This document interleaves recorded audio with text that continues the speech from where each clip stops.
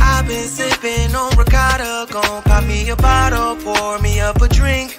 Yeah, she been sipping on ricotta, gon' pour her a bottle, pour her up a drink, pour us up a drink. A ricotta, we gon' have a drink of ricotta. Everybody drinking ricotta. Get you some ricotta. Oh, I've been sipping on ricotta. I've been sipping on ricotta. I've been sipping on ricotta. Ricotta or more. Drink like a boss.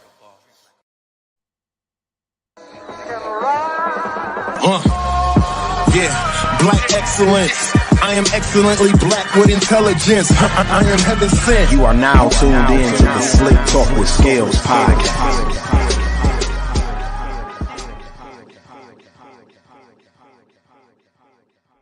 Hear me?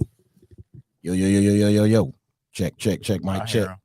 Y'all can hear me? I don't hear me because I'm not talking. Check. I had a little something right there, dude. Check. Okay. Check. Now I'm gone again. Yeah. I should have got a shoulder code. There we go. Yeah. He said you got a shit. All right, we in the building. This is episode 173 of the Slick Talk with Scalez podcast. We are back. We was off last week because of Wisconsin's weather. You know how they do around this motherfucker. Yeah. So we weren't able to record last week because people could barely get out of their driveways and out of their houses and shit last week. So we are back this week and we are live. We are lit because the weather inclements and situations have bettered themselves. And we are here. So we are back. This is episode 173 of the Slick Talk with Scalez podcast. You know what the fuck going on, man. If you tuned in right now on Facebook, please share this shit everywhere that you can. You tuned in on YouTube, hit that like, subscribe, notification button, all that good shit so you can stay up on what's going on over here at the Slick Talk with Scalez podcast. We go live every Wednesday at 8 p.m. Also, shout out to my Twitter audience. Please retweet this. We are live on all three platforms right now. You know what I'm saying? I want to give a shout out to my sponsors, Ricardo Amore, you know what I'm saying? Black Lens, MKE, just did a dope event the other day with Growing Nation. Shout out to them. We'll talk to that with our guest who's here today with us. We'll talk a little bit more about that show from the other day. Also, shout out Blackout Entertainment, free black until it's backwards. Also, shout out the Playmaker. You know what the fuck going on. Also, shout out to the people that helped me make this shit work and make it come to life and look like this for y'all and be live on these platforms and shit. Shout out to Everyday Media, Dooch in the building. And also shout out to my cameraman, Sterling, the visual god with a W-A-D-G-A-W-A-D. You know what I'm talking about? In the building with us. So on that note, y'all know how we do this shit, man. Ride with me always, shotgun, holding it down for me. My dog Don, say what up to the people. What up, y'all? Wang the Conqueror in the house. Wayne the Conqueror. Wang. Freaky, dog. Wang. Wang the Conqueror. Yikes. Okay. All righty then. And on that note, I guess we ain't gonna waste no time to get into what we got going on, you know. It'd be interesting to be doing this platform and we bring guests on here and you know these be people I know them before we bringing them on here for what they on here for. Like for instance, a couple weeks ago it was Jazzy was running for office, and you know we know Jazzy from the hip hop scene, live on North, and back in the early 2000s Milwaukee hip hop scene, she was a prominent figure. You know what I mean? I call her she the GOAT. She's the female rapper GOAT. Then we had Mr. Martin here 2 weeks ago. My dog, DJ aficionado on the city, my dude. He was running for alderman also. So it's dope to be on the other side of the hill on this platform interviewing people when I met them when they didn't even kind of have these ideas. The only difference with this dude is when I met him at Greater Newburgh Church back in the day. Yeah. It was hey man, let's go play type shit. And then like when we got done playing, it was like, now Sean got to go with the grown people and do service. He got to go play the guitar. Go play the guitar for service. He got to go play the drums for service. He got to whatever the fuck. What the fuck? Bishop needs, because I ain't gonna say Bishop name, but I'm cussing. But whatever Bishop needed at that time, He said, whatever the Hey, man. fuck Bishop needs. hey, brother Bert, brother Bert knows my heart. You know what I'm saying? He knows my heart. I'm one of his special lambs. You know what I'm saying? What I'm saying? But special lamb. He know what's going on with me. But Hey, praise him. But yeah, that's what I'm saying. Whatever needed to be done, musical wise at the church, Sean always got pulled from us to go do that with the adults. You know what I mean? So on that note, ladies and gentlemen, we have the incomparable, the amazing, the award-winning, the world touring, traveling guitar aficionado, songwriting aficionado. I mean, shit, it's so many titles to put on this brother, man. Sean Hinton in the building, ladies and gentlemen. Give it up to him. Thank you.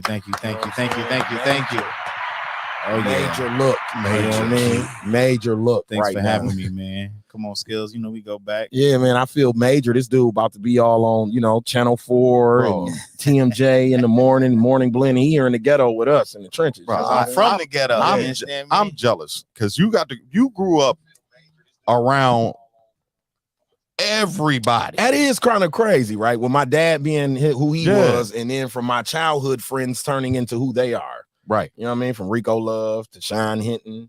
You know what I mean? I have grew up around some major dudes who are doing some major shit. They'd be like, nah. I went to elementary school with this nigga. Yeah. Like, right? what? Like, where did y'all go to school? Like, I went to Parkview. It wasn't nobody at that motherfucker. But Simon E. Carter. Nah, he right though, because when I think about it, like when I take it to like Business Boy and Rail, you know what I mean? They doing their thing in the music industry. Even how I met Prep back in the day. You know what I mean? Prep, and for what Prep is doing. That's my boy. That's my musical son right there. I played Little League baseball with Chad Roper. You know what I mean? Like I never knew Chad was gonna be Lakia's, the whole key to Lakia being who she is right now. You know what I mean? Like I never knew that when we were playing Little League baseball together. Right. Like this nigga was gonna be in the music business, like Going crazy. a big wig in the music business. You know what I mean? Like so, Milwaukee got some hitters, man, very dope. So what's up, bro? Man, I'm good, chilling, bro. Just happy to be alive. Happy to be pushing this damn album, man. For real, this shit feel good, man. Like this is what album number 5. That's what I was about to say. This is number 5. This is number 5. Congratulations on that. Thank That's you, That's man. Major keys. I'm glad it's finally out too, fam. They were trying to. They was playing with my emotions with this. What was the problem, bro? The album was supposed to drop on Valentine's Day. Oh, okay. And it dropped on the 20th. Yikes. Yeah, CD baby. They be tripping sometimes. Yeah. Dude schooled me to that years been ago. on CD Baby for a long time. Yeah, though, and huh? and CD Baby is the only platform where you can do a one and done. You know what I'm saying? You ain't got to do no yearly subscription type shit. Okay. So I'll still fool with them. You know what I'm saying? But yeah, they middle finger to CD Baby. They screwed you this time. He said middle. We was trying to drop that for the lovers On the CD real, baby. on You the know what I real, mean? on We the was trying real, to have somebody make some babies to that album that night. You but feel me? you know what? But it's doing what it's doing because even though it dropped on the 20th, everybody's still fooling with Okay, it. that's Real what's tough. I had to That's early what's copy. Real I was heavy, good. man. Oh, you got an exclusive. You know what I'm saying? Dude's got the young I was exclusive. good. You know what I'm saying? On the 14th. Exclusive. Oh yeah. Got that exclusive. So tell me about it. What's going on with Art? Art, well, here's the thing about Art. Here's the story about Art. The album has 22 records on here, stemming back from 2013. Okay. So I think 2022, I recorded 3 extra songs, right? So everything else is all like just over the course of years and years. Like, okay. And every time I was ready to drop it, it was like, nah, it ain't the right time. It ain't the right time. It's all about timing. And that's it. It's about time. People think it's about hit records and how they written and how it was recorded. That's all technicalities. Man, that shit is all timing. You know what I mean? And it's a feeling, bro. Yep. Like and how it came to be. Like we were on tour, the Good Morning Gorgeous tour. And my boy Sticks. So don't just say Good Morning Gorgeous tour like that's JR the Superstars tour or something. Explain whose tour that is for the people who don't. I'm gonna hit the flex bell every time. Yeah. I was on tour with Mary J. Blige. I've been playing for Mary since 2004. So here we are, 2022. And the band, the drummer, his name is Sticks. He's Justin Bieber's drummer. And we were on a bus. So We're gonna see how many times that bell rings. Right. Oh, yep. Every time that bell rings, y'all need to take a shot at home. And I want y'all to understand this. Why as he tells these stories, he's telling them in the most humblest way. Like he's not trying to brag or anything on us. This is really this nigga's lifestyle. You dig what I'm saying? Exactly. So yeah, I was eating brunch with Ray Charles yesterday. Like, he asked me out of guitar licks and shit, you know. So I put him on right quick. Right. Like, oh, did you, Sean? Did you really? Go ahead. So we was on the bus playing records for each other. Sticks played his record. My homegirl Ashley, who sings background with us with Mary, my boy Paul, my boy Monty. All these cats who are on my album, with the exception of Ashley. But we were playing records for each other, and it was my turn to play. And I started playing my stuff, and Sticks was like, "Nigga, what is you waiting on? Why is this stuff ain't out yet?" And that was the fire that I needed that make me go home and be like, okay, let me just go ahead and put this stuff out. But then when I got home like Halloween night, because the last show was in Atlantic City, New Jersey. Got home and really just kind of started putting the stuff together. I started mixing the album, and I was like, yo, let me see if I can get my boy Monty, who played on a Dina Howard's t-shirt and my panties on. Ring the bell. That's the nigga that did the talk box on that. Okay. So Monty and Adina Howard. So Monty was like, yeah, let's go. And I sent him the files and he did it and got it back to me. Then I'm like, well, let me see if I can get this person on it. So the next person I called was Frankie Beverly's guitar player. Go ahead. Go ahead, hit that. Which is like my big brother. Yeah. That's amazing. Juba wouldn't pick up the phone, so I had to make another OG call. I called Elijah Baker, who was the bass player. Oh my God. Tony. Oh my God. So I called him. He's like, "What's up, nephew?" I said, "Man, listen, I'm trying to get you." No, I told Elijah, I said, "Yo, the album is just about done. I need you to help me out. If I can get you to, just kind of do a shout out saying like, yo, my nephew got an album out. Y'all need to support it." And he was like, cool. He said, I got a question. I was like, what's good? He was like, why come Jubu ain't on the album? I said, because Jubu don't pick up his fucking phone. He said, hold on a minute. And he called Jubu and Jubu played on it. So yikes. Then it turned into, let me call, this guy's name is Jonathan Dubose Jr. He played on all of the Hawkins records. There another one. For the church folk. Yeah, for the church folks. The church folks. Yeah. They call him the prophesying guitarist. And I asked him to, be a part of the album. And he was like, yeah, I would love to. Then I called Paul Jackson Jr. Paul Jackson Jr. was the guitarist for Come on, man. There go another one. For Whitney Houston. He toured with Whitney Houston. Jesus he Christ. toured with Michael Jackson. I think he played on the Thriller album. You know what I'm saying? Ring the bell. Like I had so now it's really starting to take shape. Now it's like now it's feeling like an album. It's feeling like an album. Facts. Like I started calling everybody. Like the only person that couldn't do it, and he was salty that he couldn't do it. And I said we'll get an opportunity because I played with him, Corey Henry. Okay. Corey Henry was supposed to be on the song, but God had a ram in the bush. I called my boy Slim Wave, who produced the song for Puffy. He was nominated for a Grammy this year for Mary album, Good Morning Gorgeous. So he was on it. My boy Marcus Kinsey, he and I played with Mary J. Blige together. He's an artist in his own right. My boy Paul Jones, bass player extraordinaire, play for Music Soul Child. Going crazy. Let me see my boy Jeremiah Sutton. Jeremiah Sutton. They call him Drippy J. He's from Chicago, young guitar player, just up and coming. So it's all starting to come together. It's starting to feel like I think the bell button might be broken at this point. And that's when I was like, okay, let's do it. Everybody need to be drunk right now. On the real. Like if we had to do a shot for every time. Every time he did, drop on the real. Jesus. And that was it, man. And it started to take shape. And before I knew it, I had 22 songs. That's beautiful. And I thought about it. I'm like, do I want to put 22 songs on? I said, fuck yeah, I want to put 22 songs on.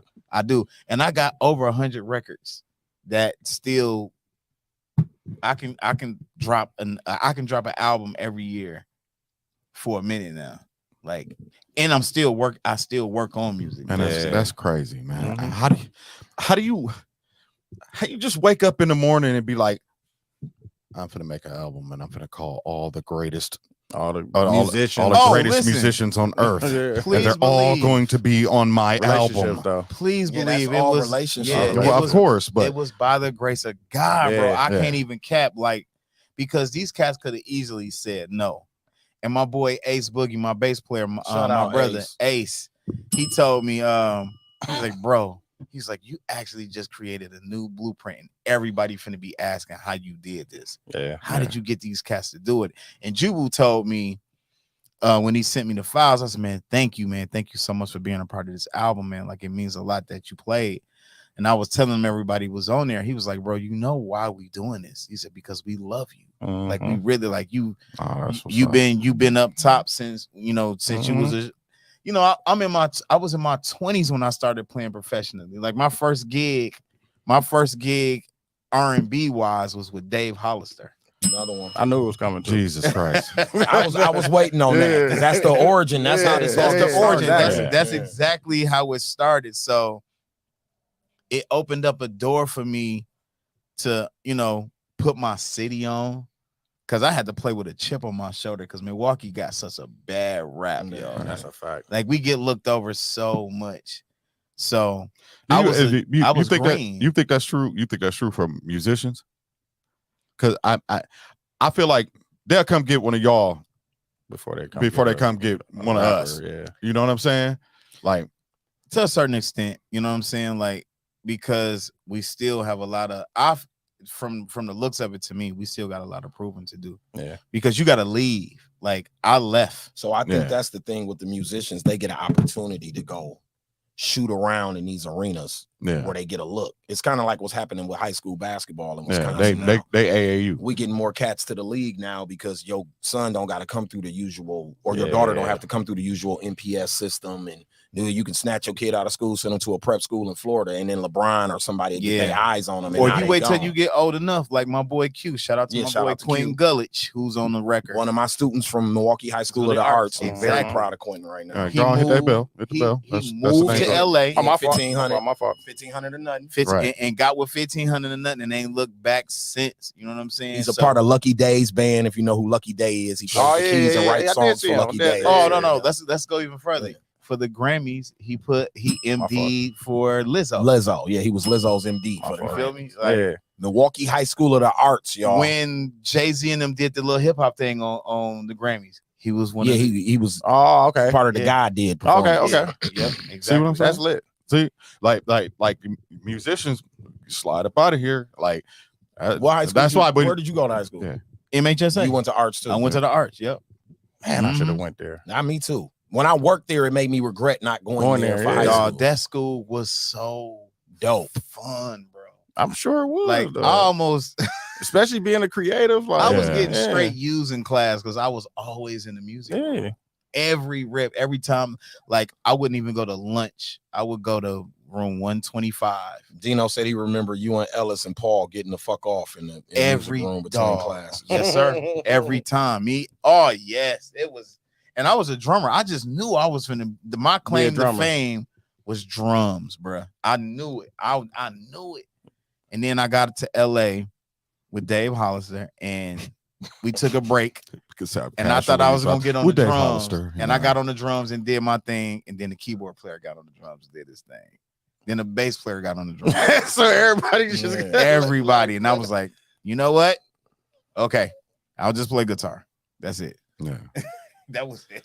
So, That's so back to the album. One of the singles off the album is 9035 9035, and that's playing where right now? on 98.3. What's up? That's Like, what's up. I made That's a good the song, too. Jamming Mic A Check banger. That's a good artist song. for the month of March, That's which is what's up. produced by Quentin Gullich. Oh, that's what's Okay. up. So yeah, that's one of my biggest records. The first single of the album is My Love Is Nice, produced by none only than my bro Bam Hodge, who produced Usher's No Limit record. Okay. Yeah, well, we name dropping all night. Yeah, I already know, This, man. I know this I how this don't- about to go, right? I don't here. mean it. I don't mean No, it. that's just that's where you I at. don't mean it. Like I dropped the Sean- disclaimer before he got started that he is No, not jacking or yeah. bragging on y'all. That's just this That's dude's just his everyday circle. life. That's his Yeah. circle now. Yeah. Grateful to God for he could- every relationship, every opportunity, man. You live the life I want to live. No, that's a fact. No, that's a fact, man. Living out your dream and doing what you love, man. Definitely. Yeah. Right, Definitely. because it could have been the other way. Exactly. So who first put sticks in your hand, a guitar in your hand? Okay. I grew up in church. My grandfather was a bishop. We was the name of the church was called Johnson's Temple Church of the Firstborn. I played drums. Me, Afton, Okay. his brother Bud, my cousin Doug, and what happened was Afton got tired of sharing the drums with us. Afton learned how to play the bass. I'm thinking I'm home free, so everybody else want to play drums. I was like, fuck it, forget it.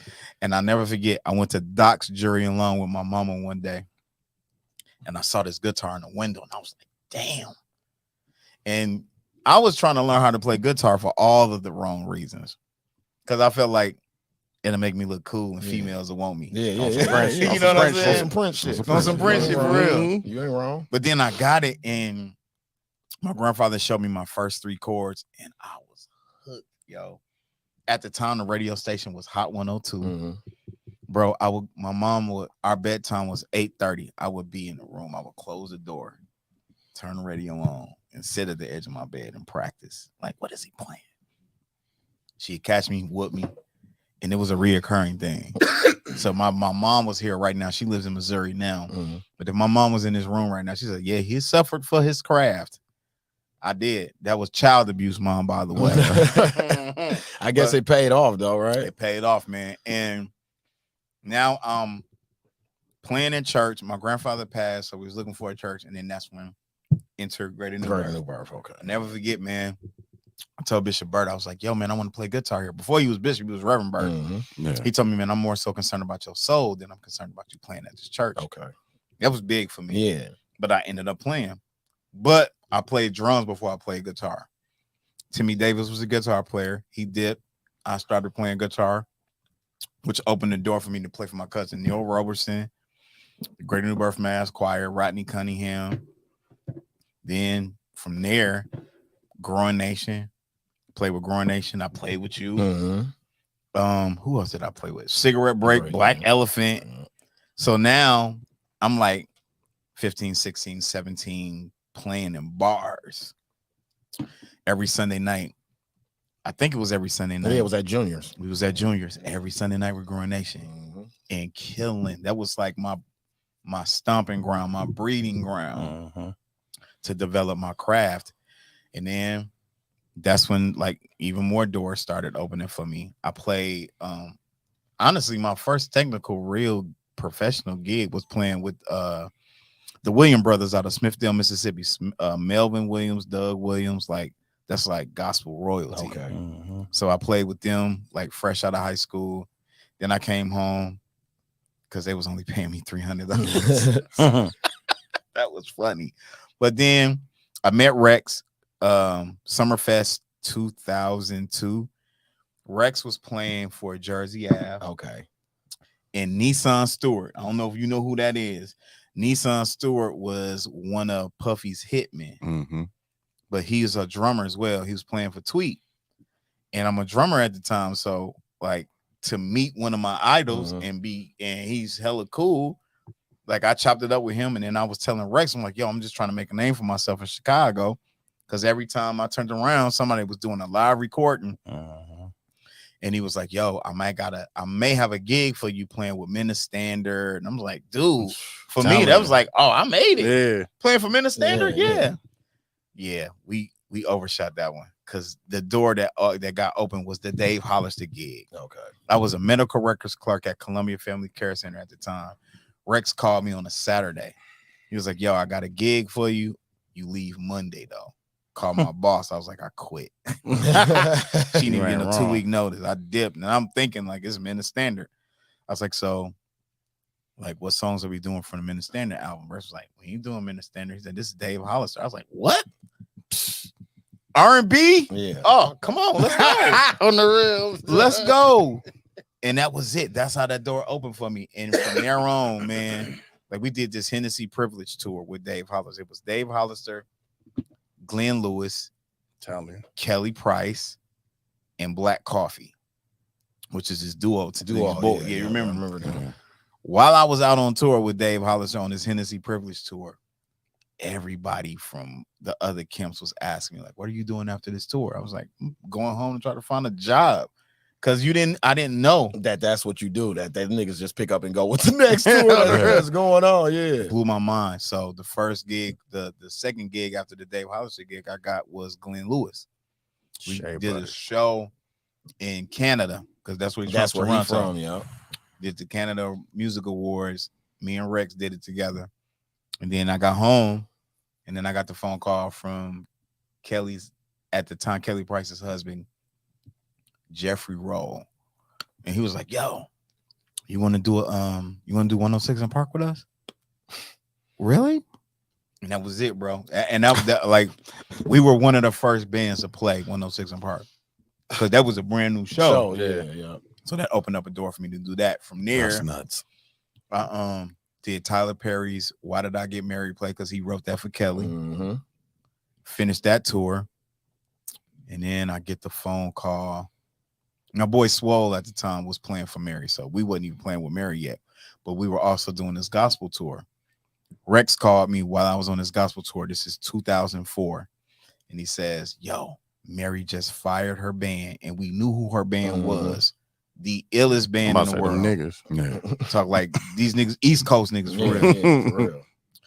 And he was like, and they're gonna be giving you a call in a minute. So the tour manager called, was like, hey, got your number from Rex. Mary's really never had a guitar player before. We're willing to give you a try. Give us your name, your date of birth. We're gonna fly you. Where you flying out of? I'm like, well, I'm in Nashville right now because I was finishing the gospel tour. Flew to New York. Got off the plane, had to buy a guitar amp and go right to rehearsal, SIR. Marion was sitting there waiting. Plugged in, played the songs because I studied the material and got the gig. And I ain't looked back since. Playing with Mary opened up so many doors for me because I can imagine. Like, that was the first world tour I ever did. I paid $700 to get a passport expedited. How many cities did y'all do on that tour? That first tour, the Love and Life tour? Yeah, the Love and Life tour. Oh my God, like 60. I was about to say that's one of her biggest tours. tours. But that just was in the United States. Yeah. We still had to go overseas. I had never been overseas before, bro. This is before you got to do that. Facebook, all that. So I was getting calling cards to call home to talk to my first wife at the time. Call my mama to see how she was doing. Nigga, I'm in Japan. I'm in London. I'm in Germany. Like, shit was wild. So get home. That shit crazy. Finish the Mary tour. That's life. I got called. My boy Jonathan Richmond from Memphis, Tennessee. Him and DeMonte Posey. Shout out to DeMonte. And they was like, yo, it's Angie Stone is gonna have a Milwaukee based band. It was me, DeMonte, Greg Collier, Wesley McVicker. I was waiting to get to the Angie Stone chapter of this story. That was fun because it was like your niggas and shit. Yeah, I felt like I was at the house because it was the homies. It was the meal. And when we came to Milwaukee to play the Riverside, that was a good night and a bad night. That show was epic. Because from the fan side, I don't know what was going on behind the scenes, but from us, on that side, that shit was epic. Do you remember? Because we call him Snoop, Andre. Snoop, Andre. But while we was out on tour with Angie, me and Wesley was in Angie ear like, you gotta hear Adi. This dude named Adi. And when we got there, she was like, call him. And he came up and sung, and it was just that was a big night for us. It was a big night for the city. It ended in bullshit though. I ain't gonna lie, because Twan, what's the rapper name? Young Twan. Young Twan. He was on bullshit this particular night, and he got into it with my boy Pop Life, and they fought. Oh yeah, that was okay. Yeah, I never forget that night because I had Pop stay in my hotel room because I went home. Oh, okay. So it was a big night for us. So now that opens up more doors for me. So we go back to Mary. We do the Fashion Rock Festival that was on Fox. And now this is my first televised performance live on television. From there, I got the phone call to do 112. I did 112. Tour. 112. No, we just did. It was just a show. One show with them. We did the Jay Leno show. Okay. Oh, okay. Oh. We did Jay Leno. From there, So you go from your first TV appearance to straight to Jay Leno. Yeah, bro, and it was so crazy because you heard, like, I would hear the stories about like Jay Leno would pull up to the studio in a different whip every day. Mm-hmm. Yeah, No cap, dude. He had some cars that I had never even heard of before. Like he had a Ford GT Coupe. yeah. He's a kind of No, they he's said connoisseur. the man probably got the best car collection in the world. he got It's one not of them, even yeah. no Mhm. exaggeration. For Like sure. they told me, like when he does his stand-ups, like if they call him to do like a corporate show, they have to get him. They have to, like, if there's a specific car that he wants, They gotta That's get it. that's They gotta get it. that's the ticket. yeah, Mhm. that's the ticket. Wow. Like So that's his YouTube shit. That's all he do on Yeah. YouTube now. Mhm. Is car garage and shit. So after Jay Leno, After Jay Leno, then I go back to Mary, and we do One Life to Live, the soap opera. Wait, time out. Wait. You played I shit you not. We on the played- soap so opera. she was on an episode. She was on an episode. This was around the time to be with you. Oh, I can't be without you, babe. What album was that? Was it Growing Pains? I can't think. When she was Is coming that back. MJB? Mm-mm. Oh, it's the white and baby blue cover. I remember that. No, that's Love and Life. That's Love It's and Life. after Love and That's what I'm Life. saying. It's hold on. I got you. I know it. That was Be my Without You. It was it can't be Growing Pains. It probably is Growing Pains, but that song was Breakthrough. Breakthrough. There we go. Breakthrough. So we did One Life to Live. That was my shit. Then we did, remember when Tyra Banks had her show? Mhm. We did Tyra Banks. We did Ellen DeGeneres. We did Oprah. Now I'm doing all of these damn television shows. So not only am I getting paid from Mary, but when you in New York and you doing these shows, you get paid extra because you on television. Mm-hmm. I did Saturday Night Live with Mary. That's crazy, dog. Every summer jam you can think of that, like, you know, in New York, where the Jets would play at. Yeah. Stadiums. Meadowlands. We was playing stadium. It's MetLife show. now. Yeah, that's Yeah. what I'm It saying. was the The Meadowlands. Meadowlands then. then. Yeah. Shit was mad wild. So we doing all of that, trying to think. And then 2008, Heart of the City. Is when the Jay situation. That's what I was about to say. When does the Rockefeller shit happen? Oh my God, bro. That was a time for real. That was such a good year, man, because when they were talking about it, we were actually finishing Mary's biorhythm. We did a live storytellers type thing for VH1. VH1, yeah. The great Chucky Booker was the musical director. Facts. Like, it was phenomenal. And it was like, yo, Mary and Jay because the situation happened with Jay and R. Kelly. Mhm. Right. And they was like, yo, Mary and Jay finna do a tour together. And we was like, and we were supposed to be the band for both of them. Yeah. They ended up calling Jay's band. I did one show with Jay. Okay. Nigga, that shit was perfect. It was epic. And at the time, me and Rex wasn't seeing eye to eye on I can't remember what we were arguing about, but Rex even knew that was a big deal. You know what I'm saying? So I'm watching my peers while at Madison Square Garden of all places, and they off to the side watching me play for Jay. Like, I was like, oh yeah. And it's a picture somewhere. You got to play the MSG show. Dude, Like, I've done MSG with John Legend. I've done it with Jill Scott, Mary J. Blige, yeah. And Hove. and Hove. And Hove, yeah.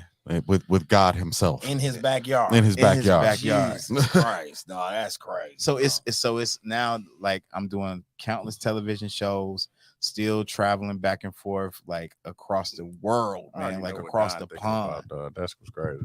What's that? I know what Don thinking about. You can keep telling the story. I just know what Don, I know what's on his brain right now. So I took a hiatus from Mary. We finished the Heart of the City tour. I took a hiatus because I wanted to focus on my family. And then my boy Natural, who was the guitar player for Usher at the time, he called me. He's like, yo, you want to play for Lil Wayne? I was like, for real? He's like, yeah, you want to play for Lil Wayne? I was like, sure. Jesus Christ. So What album is this? Lil Wayne. right before Carter 3 dropped.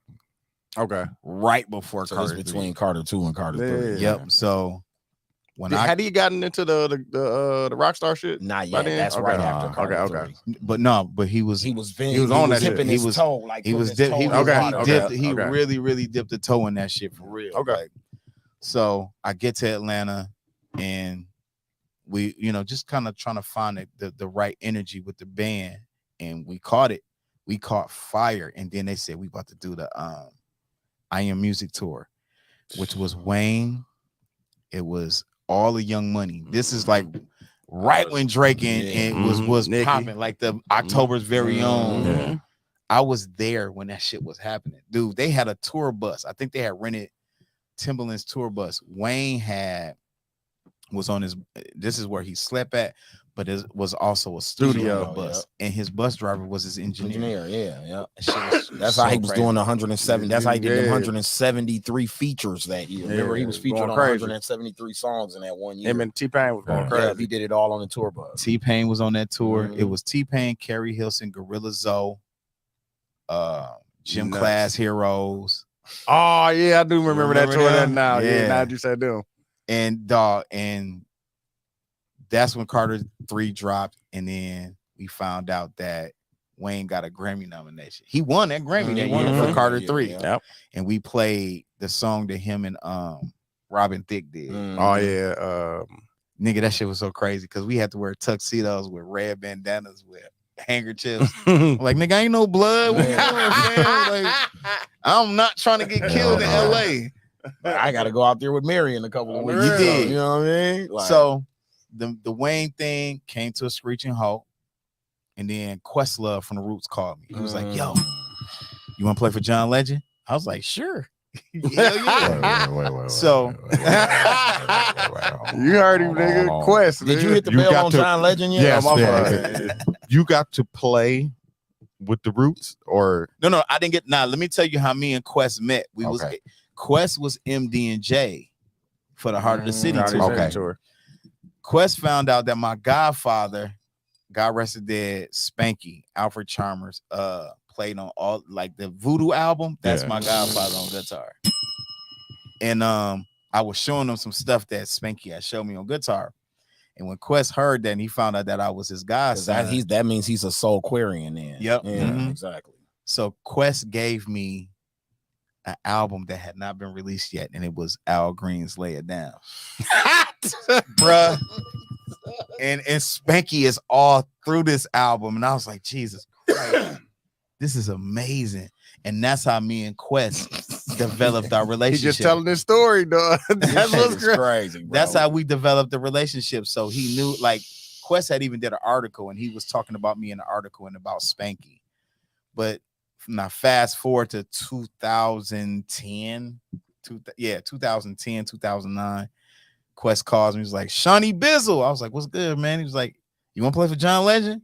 I was like, yeah, cool. I'll do it. So his musical director called me. He was like, I need you to, these are the 3 songs I want you to work on and record it and send it to me. I'm going to send it to John. Did the songs. I think it was that slow song, I Love. And then Remember When I Used to Love You. one of my favorites. Yeah. And then the third one was I can't think, it was an unpopular one because it wasn't Ordinary People, because John played that by himself. I recorded it in Logic. I get a phone call like an hour later. It was John Legend. He was like, hey, this is John. He said, I got a chance to hear what you did. He said, I like your I like the way you play. I just don't like your tone. I said, well, I'm playing out of a DAW. I'm not playing out of a real guitar amp. Like, we can iron out the details when I get to New York. So he told me what the gig paid. My first gig with him was Central Park in New York. Good Morning America. Green light. We did all of this. And when he heard me, he's like, okay, I'm convinced. And we did, it was the Evolver tour. It was John and Indy Irie. That tour was magical. It was fun. I was working with cats from Philly. That shit was beautiful, man. Like the love that they showed me. They took me in like I was their own. So I did the John Legend tour until he was done. When he finished, my boy Adam Blackstone. I don't know if you know who that is. I know who that is. Adam Blackstone calls me and was like, at the time, He just Scales, emptied Rihanna, right? Yep. The Super Bowl. Dude, Adam is the go-to guy. Like he MDJ, Yeah, all of them. MD Justin Timberlake. He calls me. My phone was off, so he tweeted me. He was like, "Yo, call me. I need you to call me right now." And I called him from my mom's phone. He was like, "Yo, you want to play for Jill Scott?"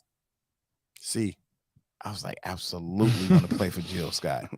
So I get out to Philly, and Jill is there. And then it really wasn't an audition because I think I was the only new cat. Everybody else worked with her before. Yeah. And we kicked off Is It the Way? And her MD, his name is Thad. Was she doing it the rock and roll way like she did it when we did Dave Made in Chappelle? America? Yeah, she did that Made in America. She did Made in America. The Dave Chappelle shit. Yeah. That's the dun, dun, dun, dun, dun, dun, dun, that shit. Yeah, dude. And when Thad told me, he said, "Bro, unleash hell when we get to this song." Yeah, that's exactly what I did. I turned the fuck up, bro.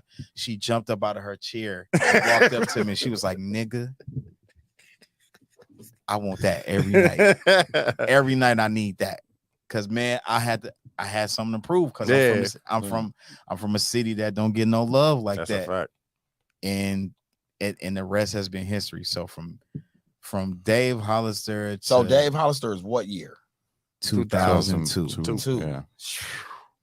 2002. So I 20 years later. I was 22 years old. That was my first gig. I was green, nigga. I was green. They probably was. I paid my dues because that tour, bro, we was on. The band was me, Rex, my boy Swole, and Rodney East, who played on all R. Kelly stuff. Okay. And it was such a great tour, but we got screwed royally. I was just about to say they was getting y'all. They was getting us pennies. Man. Like they was, and sometimes we wasn't even getting paid. Like they was late paying us, or you wasn't getting it. Like, so I paid my dues for that shit. So from 2002 on up to 2023. Grateful, bro. Damn, super grateful, man. Corey Henry, that was a big one for me. So when the last time you been on? What was the last like tour you did? Or the Good Morning Gorgeous tour with Mary J. Blige, okay. which was Mary, Queen Naija, and LMA. Okay. Yep. Okay. That was it. That was the last one. That's what's up. Now, what's next for Sean Hinton? Yeah, what's next? Next for me is I want to play for Taylor Swift.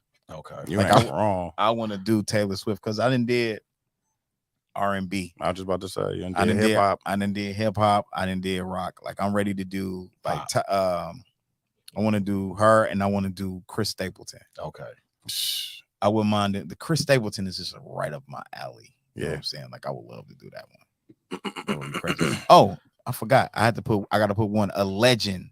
I played for Patti LaBelle. Oh wow. Come on now. I did Good Morning America with Patti LaBelle. I'll never forget this. This is gonna be a funny ass that came story. through the Philly Connect too.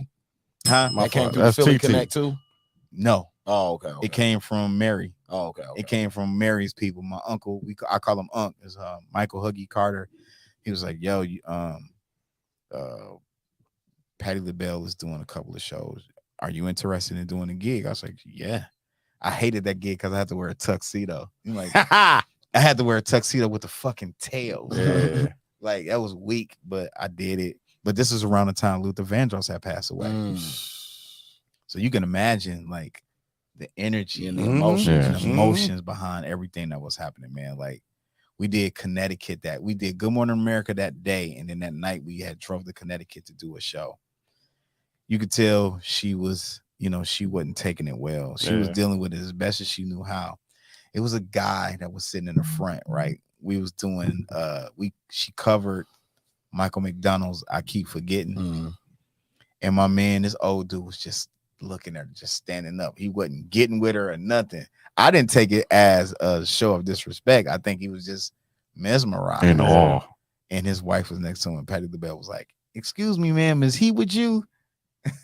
Well, can you send his ass to the back if he ain't gonna get with the show?" I was like, "Oh my God." He just was probably mesmerized. He was mesmerized. Stuck. And then we did. She ends the show. I don't know if she still does this, but she was ending the show with the Lord's Prayer, and the band was the keyboard players. None of them knew the Lord's Prayer. Wow. And she turned around and looked at all of them. I bet. She blew the audience a kiss and then turned around and looked at us like, y'all fired. I was like, I just got fired, my bad. Really? All right, buddy. You definitely knew the Lord's Prayer though. I mean, I know the song. I don't know how to play it, but it's more of a piano thing. Oh, like okay. that gig, that's a piano seat. Yeah. For real. So yeah, I thought I'd share that funny story. No, that's crazy. crazy. That's crazy. Like, and when I see her, like whenever the last time I saw Patti, she was like, "Hi, Sean." I was like, "Yeah, I'm scared of your ass." Oh no, Hold on, I do not want the smoke, not at all. But yeah, but that's the next thing for me. Like, I would love to do Taylor Swift. I would love to do Chris Stapleton.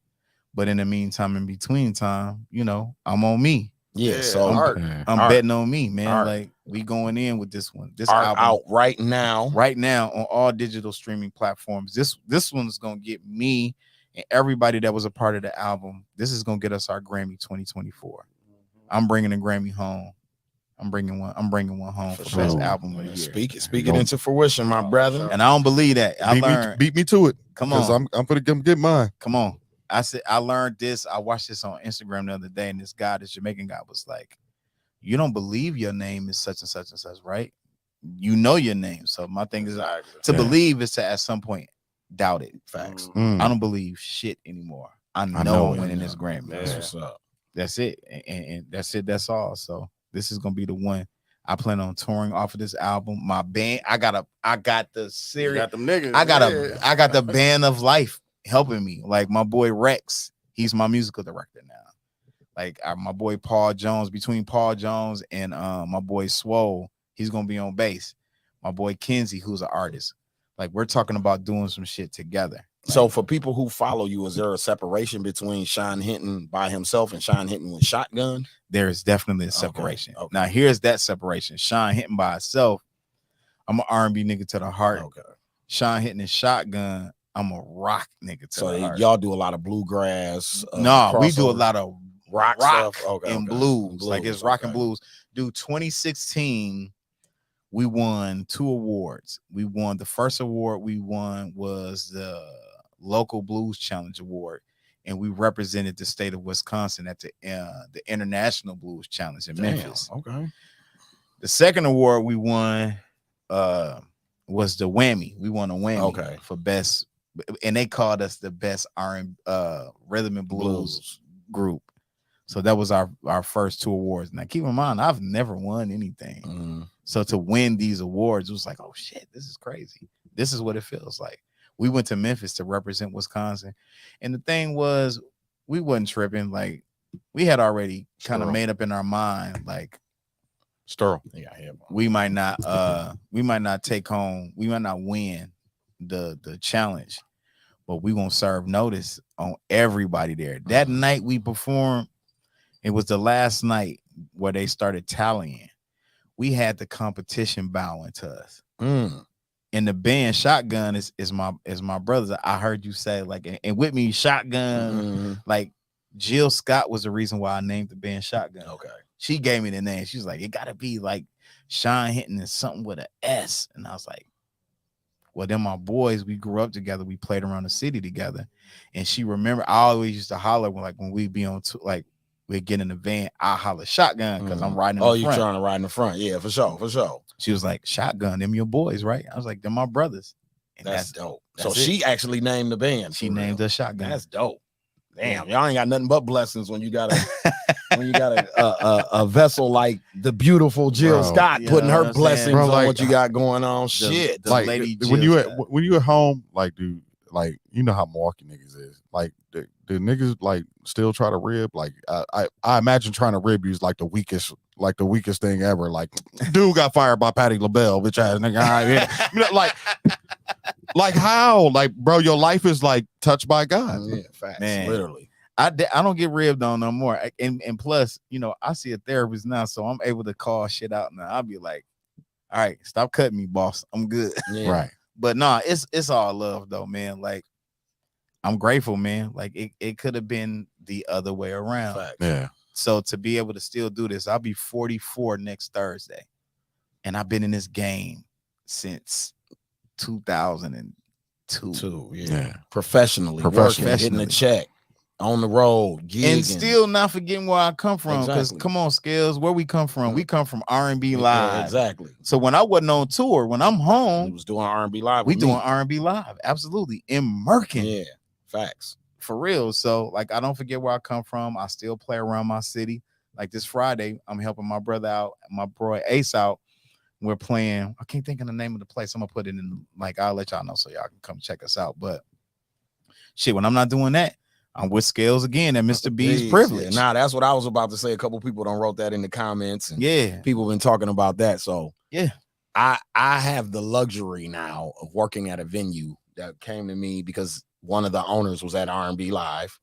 And as soon as I came off the stage, I'm thinking he coming up to me, you know, to tell me, man, good show. You did your thing like everybody else in the room is doing. But he like, I need that at Mr. B's. You know what I mean? They had just opened it. It was like July and they were opening in August. You know what I mean? And he was like, I need that at Mr. B's. And when I got there, I told him, I'm like, I got a relationship with all these dudes that do this. You know what I mean? I've been doing R&B Live for 10 years now. You know what I mean? So I've got a relationship cemented in with these cats. You know what I mean? Solidified. Solidify. Like I'm real. I don't even play an instrument, but you would damn near think I play an instrument the way these niggas keep me booked. You get what I'm saying? Like I don't play an instrument at all, but you would think I am a member. Because when I say it, Olin and niggas like that get bad when I be like, I'm not a member of the band. They be like, yes, you are. You know what I'm saying? So I can't say I'm not a member of the band anymore. Like let's go back far. Remember, what was the thing we did? Shotgun did. Bayview Bash. I'll never forget. And Scalez got up with us. We did Ain't No Love. Yep. Jay-Z Ain't No Love in the Heart of the City. But he did it where he do the original record. Yeah. And then they transition into the hip hop version. And then I walk on stage. So you imagine how these white people They in the middle of the street going crazy, bro. God, yo. It's about 80 degrees outside. Beautiful night, bro. Bayview. We down on Kinnickinnick down there, and I'm talking about, bro, it's a sea full of people, bro. And I'm talking about I went to Bayview, so I've been a bunch of Bayview bashes. Man, so, I'm talking about I know how I was look. my first time there, and it was our first time Yeah. doing it, and Right. it just, dude, it was amazing. Like, Facts. and that, like, I get a chance to do all of these big venues. I played the Staples, I Bucks played games. You know what So I'm how saying? many times Like, you done did the national anthem and been the Dog. halftime show? Exactly. And that's the thing, to even come back home to even do that. You know what I'm saying? That's big. It was big for me to come home with Mary in 2019 with Mary and Nas and play Pfizer. To play the Pfizer. Can you Like, it's ring one the thing can to you ring do- the bell for yourself? You just said Mary Goddamn J. it. Blige and Nas. Yeah, exactly. It's Mary and Nas. We did, like, it's one thing to do it. Like I've done it. I've done that. Like you said, I've done the national anthem. Shotgun has done countless halftime shows, but to come home and do that one. that shit was amazing. Yeah. Man. Amazing. So, but to come home and then even do stuff like R&B Live, Bayview Bash, Summerfest, like that stuff is big for me because it was stuff that I dreamed about, you know, as a kid, going to Summerfest, going to State Fair, and being able to look and see the artists at play. Like I worked for Summerfest. That was my first job. Yeah. I remember like cleaning up the amphitheater and watching Janet Jackson's band sound check. They were on the Velvet Rope tour and watching these cats. I'm like, I want to do that. You know what I'm saying? That was my mom went to that, and that Janet was giving out the picture with her hands on her titties. Yep. I was like, It's an epic the poster velvet- right the there. best epic poster. Every young man from our age group in our age circle. It was that one, and it was the Lil Kim. The Lil Kim Yeah, hardcore. hardcore, Yep, yeah. those were game changers for young black men in the black community in the 90s. I Those remember that posters poster. were game changers, ladies and gentlemen. Yeah. Oh, it was your MySpace. It was a MySpace background. You ain't wrong. Black Planet, you ain't Oh. wrong, Doc, at all. You're not wrong. The Growing Nation show, Saturday. Ooh, man, listen. Sold out show. This was 20 years. This is like the 20-year reunion. Yes. And it really felt like a family reunion because the Cooperage was packed to capacity. they was turning people away from the door Mhm. because the energy was just beautiful. 2 hours of original music and everybody was singing every song. You had people in there with the first version of the Growing Nation t-shirts. Wow. That type shit. Shit, yeah. It was, oh man, it was magical, bro. That shit was like, I wish we could relive it over again. I heard nothing but great things. You know what I mean? I heard nothing but great things, And which then- as I expected anyway. Oh you know yeah. what I mean? And the night ended in love, man. We ended the show with Tootie's song When the Morning Comes. Okay. Muhib Dyer. Yeah. He's, you know, he does his poem and we go in and it was it, bro. It was perfect, man. Like, and we only had like 4 rehearsals. And it just let you know how it didn't take us long to kind of pick up where we left off at, because it took me back to juniors, how we used to kill juniors every Sunday, how we had a rehearsal space on St. Paul, like at the top, and it was us in the top floor click. Yeah. That shit was magical, Yeah. man. Like, so that's what Saturday night felt like. And then what made it different was the knowledge that we have musically now. And we brought that to the table for the reunion. So like, it was no keyboard player. It was the band was myself, my cousin Afton on bass, my boy Brian Mir on guitar. So it was 2 guitar players, yeah. and then my cousin, my little cousin Mike Evans on drums. And like, we was locked and loaded, bro. So no keyboard player. None whatsoever. Oh, okay. So that's how the original Nation was. There was no keyboard player. No, it originally? was a keyboard Oh, player, okay. but we couldn't like. This is white guy that played with us. His name is Sticky. He couldn't do it. My boy Dre, he lives in Connecticut. He couldn't get here in time. So we was just like, well, fuck it, we can do it together. Like, them 4, all it took was 4 rehearsals and we was good. I this past summer I did probably about 4 or 5 gigs with Audie. And I'm talking about, we did big gigs, Summerfest, State Fair. We did huge shit this summer, right? Yeah. All he was talking about was the Growing Nation show. Like, we'll be picking up our money from Summerfest, like counting our money. I'm in a happy mood and he'll be counting that shit and be like, I cannot wait to the Growing Nation reunion. Like, he's on the road, like he's doing shows as Audie by himself, like booking these shits. And even in the back of his mind, he's still like, I cannot wait to do this Growing Nation show. This was in the summer. Y'all just did the show last 2 days ago. Yeah, exactly. He was talking about this shit in July, June. You get what I'm saying? Like, and for him to be interested in doing it again, because for a long time while, he did not want to do it. You know how stubborn that dude can be. Absolutely. Yeah, absolutely. And I don't know what happened, but whatever happened, I was like, thank you, Jesus. Because when they were talking about doing it, we were all like, well, we'll only do it if everybody's in. And the big one for me was like, if Tootie ain't doing it, I ain't doing it. And Tootie was like, I'm down. So when it just was perfect, man. It was perfect. Like, I hated that night ended, for real. It was such a dope experience. It was dope music, dope energy. Like, it was beautiful. Something I ask a lot of artists that we have on come on this platform, and I really want to ask you, especially because you're a vet, the state of the music scene locally. How do you feel about it? Where's your head at with it? What do you think? With how technology is right now, I think we in a good place. Because if you're not looking at it now, we always want the outcome to be income, right? Facts. With that being said, I still feel like if I never make another dime, right, I can control the content. I got cameras, you know what I'm saying? And it's just finding somewhere to film at. And everybody is grabbing the bull by the horns in that sense. You know what I'm saying? So, like, shout out to my boy Classic. Yeah, facts. I watch him on Facebook Live almost every day. And I'm waiting to see when he goes live. And he goes in, bro. Yeah. He goes all the way in. So for me, the state of music here locally in the city, we're good. We're gonna be okay. We're gonna be okay because we control the tempo. We control the tempo. We can say what's released in. There are no more gatekeepers. The internet broke those gates down. Yeah. The internet broke it, bro. Facts. The internet broke it, so we good. We don't have to wait on anybody no more. We don't have to wait on anybody. We can take matters into our own hands. For sure. For real. Something else I wanted to ask you: who are your goats as far as like guitar players? Jubu, Alfred Chalmers, call him Spanky. That's my godfather. Let me see. That's on the soul end of it, right? Slash from Guns N' Roses. Yes. Yeah. Phil Collins of Def Leppard. Okay. Like, I had his signature guitar. Blues, B.B. King, Freddie King, Albert King, Stevie Ray Vaughan. Yes, sir. Stevie Ray Vaughan. My dad was a big Stevie Ray Vaughan fan. Robert Cray, Eric Clapton. Clapton might be the GOAT.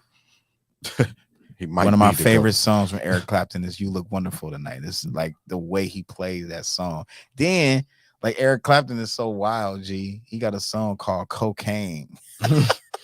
If you wanna hang out, you gotta take her out. Cocaine, like that, like for real, like and he, for me, it ain't just guitar, it's the vocals and it's the singing. So Eric Clapton, let me see. It's one more, and I see his face, but I can't say his name. What is his name? Shit. What's my man name? I can't. It'll hit me. It's gonna hit me when I leave. But yeah, Eric. Let's go. Well, I'll end it with Eric Clapton. Those are the goats. Jimi Hendrix. Oh my God, can't forget about that great one. Jimmy, absolutely. Jimmy, definitely. Where does Prince land on that list? Oh shit! How can I forget about Prince? So then it's more say what you do to Purple Rain and Mr. B's got people passing out and all types of shit in the club. So then it's definitely more. Definitely Prince. Prince is like he's number one for me. Okay. And I don't know if I ever told you he did a tour in it's called the American Tour. It was we were in Cali. We played. Where did the Lakers used to play at? Staples. The Forum. Oh, the Forum, the Great Western Forum. The Forum, bruh. And dude, so they called us. They said Prince wanted Mary to perform. So we get there. I'm dialing my amp in. I'm trying to dial an amp in. And I wasn't getting the sound that I was looking for. Someone said, "Is there a problem?" I was like, "Yeah, I can't get this fucking amp to sound right." He's like, "Well, what do you need?" I didn't know it was Prince talking. Oh my God. So I turned around. I was like, "What?" So he had his tech go grab a guitar amp for me. He's like, "What do you need?" And it was like his that was Batman as fuck. Right, Batman as fuck. Bruce Wayne is a motherfucker. Is there a problem? Are you okay? Is there a problem? Dude, What do you need? Pancakes. Blouses. You know what I mean? All I had to bring was my guitar. He had the pedal board and everything there. That was the day that I had learned about a spring-loaded wah. And I like every wah I have is spring-loaded from there on out. From there on out.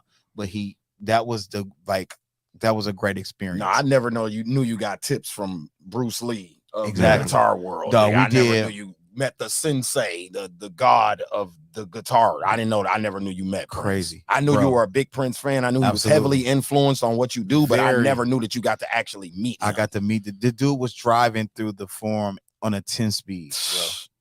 Like we did Sweet Thing, and they left some room for him to solo.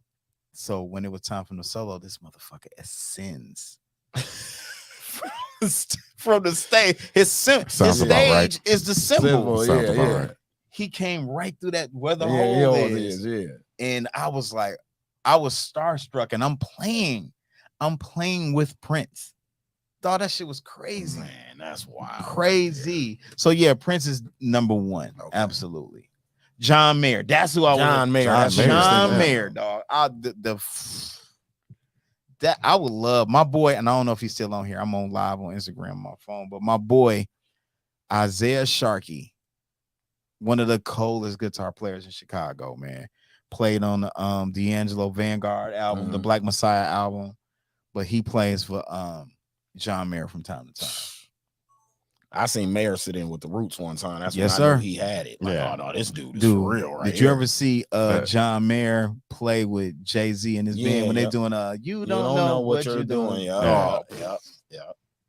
That's when I because At first, I'm looking like this white dude is like another little pop star. They done plugged in here. Then I started peeping him. He with all the brothers. He with Kanye one weekend, and he was with 1500 or nothing one time. Just hitting though, like soul sessions. He having literal soul sessions. Ain't getting paid for them or nothing. That's why I'm like, oh no. You know that's him on that Common album. Yeah. I was like, God, dog. Yeah. But I think he got that whole connection came from Dave Chappelle. Yeah, that's what I believe. Well, How he got Bridging in that the gap. circle. Dave bridged the gap. He did. Because Dave was like, but that was the remember the skit in the barbershop.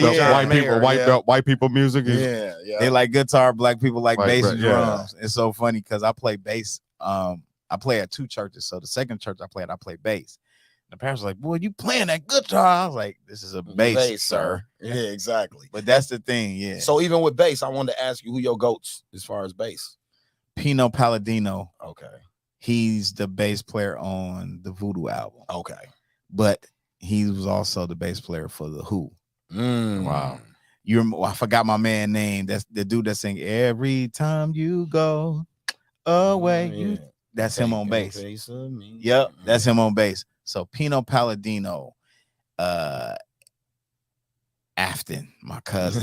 Facts. You can't just discredit monster. Eric Smith, which is Jubu's brother, Elijah Baker. Yeah, Elijah Baker's from Tony. Yeah. Dog, that Sons of Soul album changed my life. Because I was listening to R&B from a perspective of a quartet style. And that's when I figured like, oh, okay. So you can play like church on R&B. I was like, yeah, that's it. So those are the goats on bass. Absolutely. Did Nile Rodgers play bass? No, guitar. Not Rodgers played guitar. Yeah. Okay. Yeah. Okay. I don't know if that was his brother on bass on I think his brother played bass. Yeah. He played guitar. Okay. Yeah. Oh, Bootsy Collins. Bootsy. Yeah, that's what I was about to say. The rubber band man. You can't forget Bootsy, bro. You can't forget the old rubber band man. No, I was watching. That nigga said, I'm gonna stick my love in your eyes so you can see me coming, baby. Yeah, exactly. You can't forget about the rubber band man. You know what I mean? Yeah, man. He funked the people and freed the people at the same time. Oh, wait a minute. I forgot to mention this. I was playing with John Legend. We did Madison Square Garden, and we did a song with Rick Ross. So I played with Rick Ross too. Buju Banton, I think that's his name. Yeah. We did that. Yep. Yeah. I had to throw that in there. Oh my God. Another one. Our being an R&B guy, the state of R&B. What do you think about the state of R&B? Oh wow. Puffy came out a couple months ago trolling everybody, telling us that R&B was dead. But he was just trying to get attention on the R&B that was out right now. Yeah, you know what I mean? That's it. I love the state of R&B. I just want these artists to really dig deep and come up with more deeper content. You know what I'm saying? Like everything can't be about fucking all the time. Exactly. So one of the things that I felt like has happened with it is the hip hop influence. So what has happened to R&B is it's gotten too black. And I don't think people were really understanding what I was saying. And this is my point here. As I've sat here and watched you talk for this last half an hour, you've name dropped at least 20 white artists in this conversation. If you talk to these black artists today, they don't even listen to white artists. Nah. From back in the, get what I'm saying? Like, and to me, you can't do R&B if you're not in the Neil Rodgers that I just brought up from Chic. Like, if you're not hip to dude, then you can't really be doing R&B today. You're not that. What you doing is the rap. band Chicago. Yeah, the band. You know what I'm saying? Like, if you don't know about the Eagles and shit like that, like if you don't know about, and I'm talking about these are white bands, but they were a part of what their soul bands. They were a part of what built R&B. You get what I'm saying? Average right band. Yeah, Love of Your Own. You know what I'm saying? Like Michael McDonald. Like if you're not hip to these kind of people, then how are you really doing R&B right now? It's even like that with rap. When I meet a lot of these young niggas, I be trying to figure out like how are you ingratiated in the culture or consider yourself a hip hop artist, and you just look at Biggie and them like they old. Like that's when I got into rap. When I got introduced to rap, I didn't view Run DMC and them as old niggas, even though they were before my time. You viewed them as legends. They were something that I needed to study. If I want to be like Biggie, when I watched the interview, Rick Rubin, Biggie in 95, I grew up on Big Daddy Kane and Run DMC. So now a nigga who wants to be like Biggie in 95, I'm finna study what I he have to studied. study what he's studying to be Exactly. better than him or be like him. Kobe Bryant said I had to find out who Michael Jordan's favorite basketball player was to be better than Michael Jordan.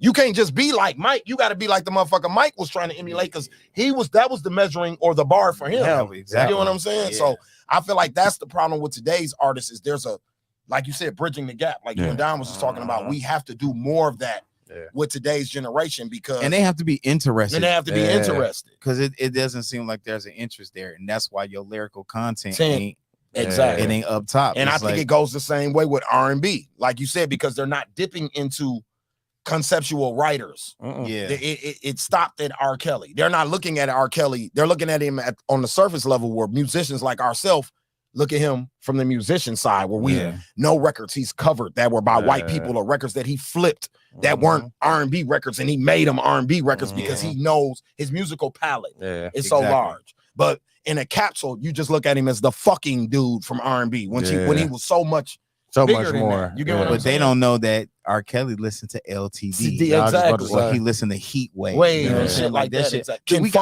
Exactly. I got them records at home, bro. Me too. That's why this album art, like somebody told me the other day, he was like, man, I didn't listen to music for a long time because I feel like R&B music lost its way.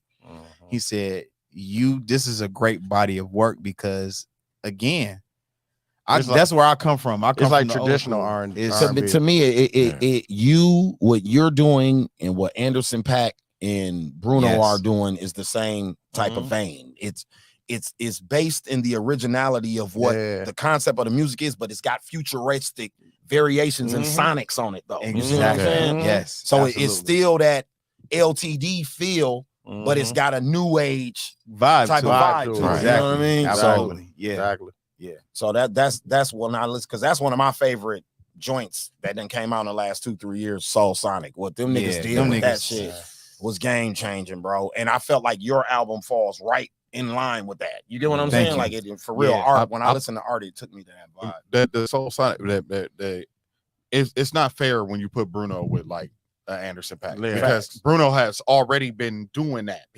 All his albums are period pieces. They all are. You know what I'm saying? He got a 60s album, a 70s album, an 80s album. You know what I mean? So to put him with Pac was like, bro, this not Chico. fair. This ain't even fair, bro. Chico. When I heard Leave the Door Open, I was like, yeah, these niggas is finna wreck shop. Game changer, bro. Like just differences and shit. Like even somebody who had a big year, and I was happy he had a big year because I'm a big Thundercat fan. Yes. And I know he's an acquired taste. I was salty I ain't gonna see him when he came here. But I was happy. I look at my do-rag. I love that song, shit, bro. dog. too. I fuck with Thundercat. Nobody move, it's blood on the floor. You know what them drums is, right? And I can't find my Them drums. heart. That's the drums that Oh, that's in between Isley the Brothers. sheets. Yeah. Footsteps in the Dark. Footsteps in the Dark. My bad. Yeah. Absolutely. Yeah. One of my favorite songs. Absolutely. Actually. The whole 7 minutes of Footsteps in the Dark. Too. Isley. Sick. Ernie Isley. That's another one of my Who's favorites. that lady? Yes, bro. sir. Or Bro, Choosy Lover. But That's how so the speed that he's doing that on Choosy. That Who's that lady? Who's that lady? Bro, I seen him do that live at like 75 years old.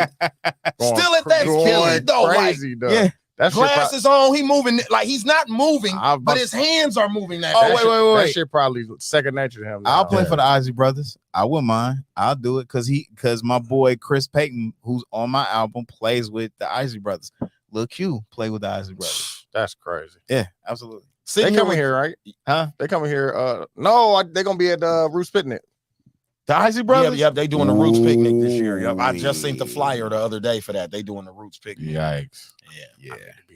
I said, gotta Be be there. there. IBs. I gotta go there. IBs. So which one do you like more, singing or playing, or is it both? It's both. It's both for It's you. both because Prince did it. He did Facts. it effortlessly. Facts. You know what I'm saying? So I like to do both. And it's so crazy because I didn't want to sing for a minute. Chad was the one that told me, he was like, nigga, you can sing. Sing.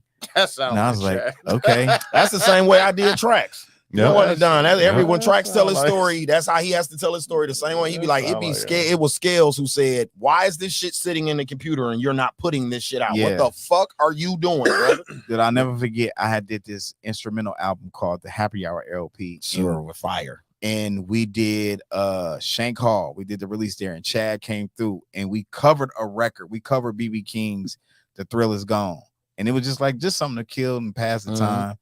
And when I got through, Chad was like, "Nigga, that's what you need to do. That's the band. You just sing." And we worked on the first Shotgun album, which was Long Live Shotgun. I wrote that album while I was out on tour with Mary. So I'm gonna do this because you're here. I'm about Okay. to shake the table a little bit. Uh-oh. The GOAT, Mike or Prince, and why? Oh, wow. Who's the GOAT? Michael Jackson. Michael Jackson is okay. Because he's a dog. There's Prince. there's only one right answer. Prince is a great There you guitarist. go, He's a great artist, but Mike was the total package without even picking up an instrument. Yeah. That nigga No, sung, he had an instrument. His he feet. danced. That was his instrument. Yeah, that was his, you're right. That was his instrument. Yeah. Like, and it was a whole lot that went into Mike's shows. Like his shows, like he created an experience. I think this era of people, that's where I think we neglect Mike at. The showmanship, because Yeah. showmanship is lost so Experience, much bro. in today's culture because Yeah. we're spoiled by it. Mhm. Mike moonwalked on national television in 1984. Yes, sir. That changed the game to the Exactly. point where we're 30, 40 years removed from that, and we're spoiled by these moments. Yeah. When people come on TV and have magical moments, we just blow it off, like because we saw Mike moonwalk on TV at 84. And this is how, So it's like nothing can top that. So anything Yeah. we see from there is just like, oh, Yep. Rihanna, you were cool, or that was straight. Like everything else is just straight. Like but even Mike- Chris Brown at the MTV Awards, when he reenacted Mike, it's still like, oh, that was cool. Yeah, it's probably Chris Brown's Come on, greatest Mike. performance of his career, but it's still, that was It okay. ain't- but, Hey, but Mike. the fact that they boy feet, use that, dog. the fact that they use that, it just says a lot about his Mike's showmanship. Like Yeah. I just went to see at Marshall We Are the Drum Play, Mhm. and they had a section where they Do Mike, yeah. and the dude that was doing Mike moonwalked, and he did it effortlessly, and I was like, shit, this is amazing. This is how impactful Mike was. So Prince is good, but Mike, bro, that Bucharest, I think I said that right. That show, No, I already Oh, know which one Bucharest. it is. Bucharest. dog, Yeah. that damn dog. I remember that. I was like, good grief. Like if I could have been a fly. The only person, because I do Mike like I do Mike like I do Stevie. That nigga Stevie. That's the only person Stevie that is I different. compare that to me that's in that conversation. But where Mike wins is the showmanship and the fact that people passed out when he walked in places. Yes. Grown men Pat, they had to- fainted. Like yeah. when he walked in places, nobody's done that. So to me, that's his separation from Stevie. But everything else, No, Stevie. Stevie damn near beats him in every other category. Even if you take them as children, Stevie damn near beats him as a child. Damn Dog. near. Then when we get to adults, the man Stevie had a hit. I looked the shit up on, like, Bro. this ain't just a Harvey Scales take. This is a Google take. The man had a hit in every decade. He did. There's no other artist in Bro. music history He that's got ever some done of the, that. he got some of the songs that shape our life. Like, fam. Like, exactly. Happy birthday. I just called. I just called. Like, so he got Overjoyed. Overjoyed. Dog, like, come Isn't on. she lovely? Right. I got a 12-year-old daughter. When she Yes. was born, I played that shit like every day. He got, And she was born 30 years after the song came out. So that shows you the impact of this record. My baby was born 30 years after Isn't She Lovely? And I played it like every day when we brought her home from the that hospital. man got some slaps. Yeah, he Like got some Songs in the serious Key of slaps. Life. When people ask me, I'll be like, that's the greatest album made in any music genre. I'll debate that with anybody. The You can play Beatles that. got one. Stevie got one, though. Like, to me, that's it. Everything else falls. Like, even Thriller. I think Thriller's amazing for it to be only 8 or 9, 10 songs or whatever it was. It's a great body of work. Songs in the Key of Life is just different, dog. Because Like, you can play it and Dog, that man's and not different, bro. Yeah, bro, it was political there were shit no on there. skips on there. No, yeah. The man had political shit on there. And it Love was a songs. double album, double record, like 2 vinyls. He Dog, that- played on every song. He sung on every song. The man did backgrounds. He played the congos. He played the keys. He played the drum. He did. Yeah, and he was blind. Like, Put that in did all- there. like, yeah. He did all. So that's when we had a mic debate. Like, that's the only person that I can kind of You know what I mean? That, And then Stevie because of the respected longevity. Mike so No, much. he respected Mike. Definitely did. Like their Dude, respect for each Summerfest other was through the definitely roof, did. dog. I did Summerfest with John Legend that year, and it was John Legend and Stevie, and this is when Mike died, and John had to play because Stevie couldn't contain himself. Yeah. So even like, yeah, Stevie, he definitely could kill Mike, but the level of respect that they have for each other. Mookie says Stevie ain't blind for real. Yeah, everybody say that. Everybody say that. Shit, tell him to take his glasses off. You see it? Yeah. Shit, motherfucker, shut. That nigga right here with it. Yeah, no, that nigga blind, man. But it's just, you know, we like I said, you know, Mike was the music video era, MTV. Michael Jackson is a lot like Michael Jordan. The things that they introduced with their celebrity changed the culture. Like 30 years later, we're still implementing things that they did.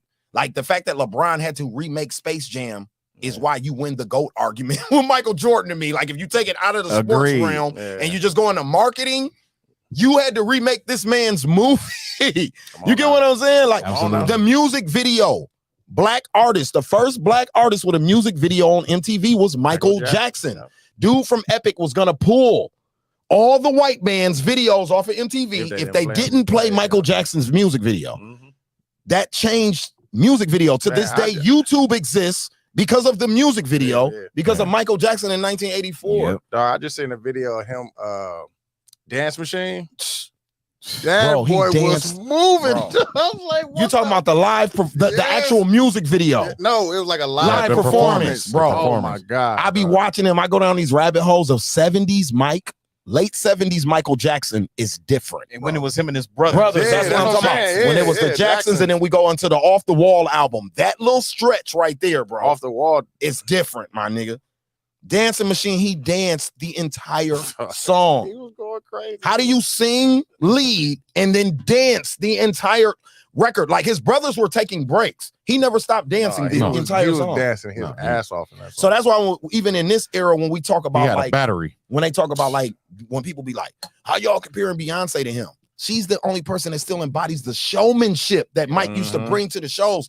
The 4-hour, 5-hour rehearsals is why we compare her to Michael Jackson. And shit exploding on the stages, 100 dancers. Everything that's why she's and everything is on point, on time. From her to the drummer, everything is. That's that James Brown shit. That's that Harvey Scalez shit. I grew up watching my dad start over in rehearsal. Like, nope, the drummer was late. You late. Like that shit. Like that band leader shit. Like that's gone in this era, bro. It's completely removed from entertainment today. So that's why people think when they go to a concert, you're bored. That's why. And that's why Beyonce could charge what she charged. That's why Mary J. Blige has to charge what she charged. That's why Mary J. and Beyonce and them have to go get the old school MDs to do their shows now. You have to go get the Shines who grew up on that type of shit to MD your show, or else your show's gonna be missing. Hey, you're late. That shit I'm talking about, that Ike Turner shit. No, you late, bro. You supposed to be here. When we get to here, nigga, you gotta be there too. If you're not there, we late. You don't get that in shows anymore. You know what I mean? So go watch old James Brown concerts. He was different for real. He's the blueprint. Like I'm not even gonna bring him up. He's the architect of what I'm talking about. He's the he invented what I'm talking about. No, that's a fucking fact. For sure. So I also wanted to ask you, the top 50 rapper list came out the other day.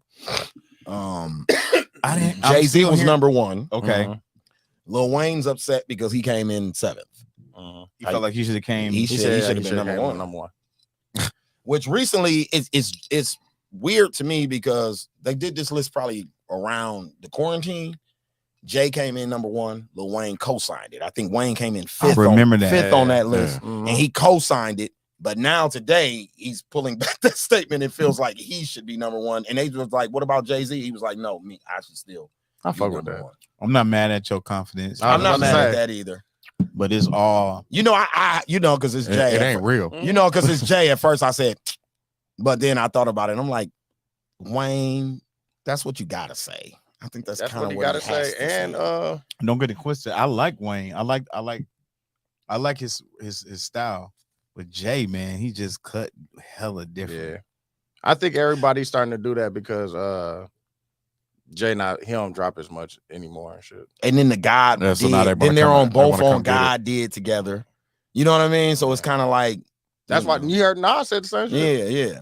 Nas said the same shit. Where's What, that he Ice should be Cube number on one? this? No, he said that he's not inspired By- by the people from his generation. I saw that. I saw that interview. Yeah. Where was Ice Cube at in the list? He wasn't even in the top 10. Why was he? not? No, he That's what I definitely want to wasn't know. top I think he was I- top 20 though. I have Ice Cube in my top 10. I got him in my. Well, I think got he's the the list I in think my he's the phone. greatest writer in rap Because he history. was writing for Easy. Yeah. Right? He was writing. Besides only storyteller that I could fit that I feel that's even in close to him would be Slick Rick. Other than that, I can't think of I got nobody you. on Ice Cube's level as far as telling the story on a record. Montre must be Yeah. trolling. What'd he say? Talking about how is Drake not number one? Drake shouldn't even be in. I mean, he in- probably bringing that up for the debate, which is a good question. He I like shouldn't- that, Montre. he shouldn't even be in the top Drake- 10 list. Drake No, was don't do 8. that. What He was took Drake? 8? PEDs. Took PEDs. Who Drake- didn't? Drake took PEDs. Who didn't? I think the only person on that list that didn't take PEDs was Jay. No, yeah, a couple BDD. Oh yeah, Jay had Yeah, PEDs. yeah, a couple PEDs. Yeah, What? Okay, what are you considering a Lucifer PED? down of the morning. Exactly. I'm What- gonna. What are chase you considering? out of there. That wasn't him. What do you consider PEDs? That was Ye. Ye gave him that whole. I mean, Pharrell gave him the whole cadence. No, that was Ye. Ye gave him the whole cadence and everything. He gave him the cadence. Ye said, "God forgive them. I got them dog forces in him." He said it on, and then Jay took it from there. Don, like you can't say he didn't help him with the record. Okay, bro. okay. You can't So be a Jay fan so he and pitched then- him a line. So he pitched. It was more than he pitching pitched him a line. We and watched gave it. him the Here we cadence. go. Watched it in black. He's the Here we producer. go. Here we go. He's the producer So of the he got song. some help, bro. No. okay, Producer fam. help Nah, is different from a writer's help. Okay. You know how I feel about Producer Jay, bro. help is different from a I didn't- writer's so we help. didn't say that he Did wrote the song. Did Kanye do that song? Or was that a Pharrell song? That was No, a that Kanye was song. Kanye. That was Yeah, Jay's it was song. Kanye. The Lucifer son Yeah, in the that was- morning. that was Oh, Kanye. yeah. I mean, he didn't put on his producer hat when he gave him that. He had on the rapper hat. Yeah. Ice on the Cube was rapper 18. 18? Yeah. On Greatest of All Time? Mm. Okay. He was top 20. Yeah, I knew he was top 20. I was just trying to see where he was Top at. 20 Ice Cube. Should he be higher than that? I So think he Jay was should. number 1. Kendrick Lamar was number 2. Nas number Nas was 3. 3. Pac was 4. Pac- Where's J. Four. Cole at? M was Cole 5. 11, something like that. No, he in the top 15. Biggie was 6th. He might have been 15. Wayne was 7th. Drake was 8th. Yeah. Here's my thing. Snoop was 9th. I feel like this. It's all Nicki Minaj was 10th. what does Chad Kanye say? was 11th. It's all opinionated. It's all Yeah, opinion. it's all opinion. That's all it is. Andre It ain't 3000 was Unless you're 12th. going over my list, which goes by numbers and Rock analytics. It's still. Then who was number 1 then? Then Drake has to be number 1 on your list now. No, Hope is number If- 1 on my list. But if you're going by It's not analytics, just- It's not just by but if sales. you're man. going by analytics, it's not just that sales. slider So is what are you going very by? high. Like lyrical content, like This is how we'll close out the show. It's cool. We'll spend the next 20 minutes doing this. No, I mean, no, I it's guess- fine. I just want to know if So- We got through the show. criteria. So We did his whole influence- Wikipedia, so we good. Influence. Okay, so that's Drake. Drake got a bigger influence than who? No, Drake's Drake has the biggest influence. we're just going- What are He you has talking the biggest Hold on, influence. even if he ain't number 1, he top 3 in that So category. Drake's influence is bigger than Pac's? No, about? Yes, no, I wouldn't say it's No. bigger than Pac. bro. Everything that Pac is a top 10 R&B rapper of all time. R&B strictly is based what off it influence. is right now because of Drake. What? R&B. Shit, So he influenced is R&B, right? Rap is too, though. Rap is These rap too. niggas singing like a motherfucker Melodic too shit. right now. Where that shit come from? All right. So influence. Record sales. Mhm. So it's influence, record sales. Flow, delivery, storytelling. That's his dip right there. Even though he So what's even though he do be telling stories. Damn, I gotta really bring my Yeah, board. yeah, in. yeah. I gotta bring my board Yeah, in one let's- day. yeah, So I mean, we'll let's just do put- those 5 right now. So we what's can the put it 5? together. We It's can put it Right, together. influence. Sales.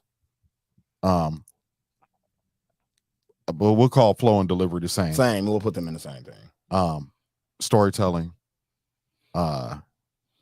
Longevity. Longevity. So those 5 things. Yeah. Okay.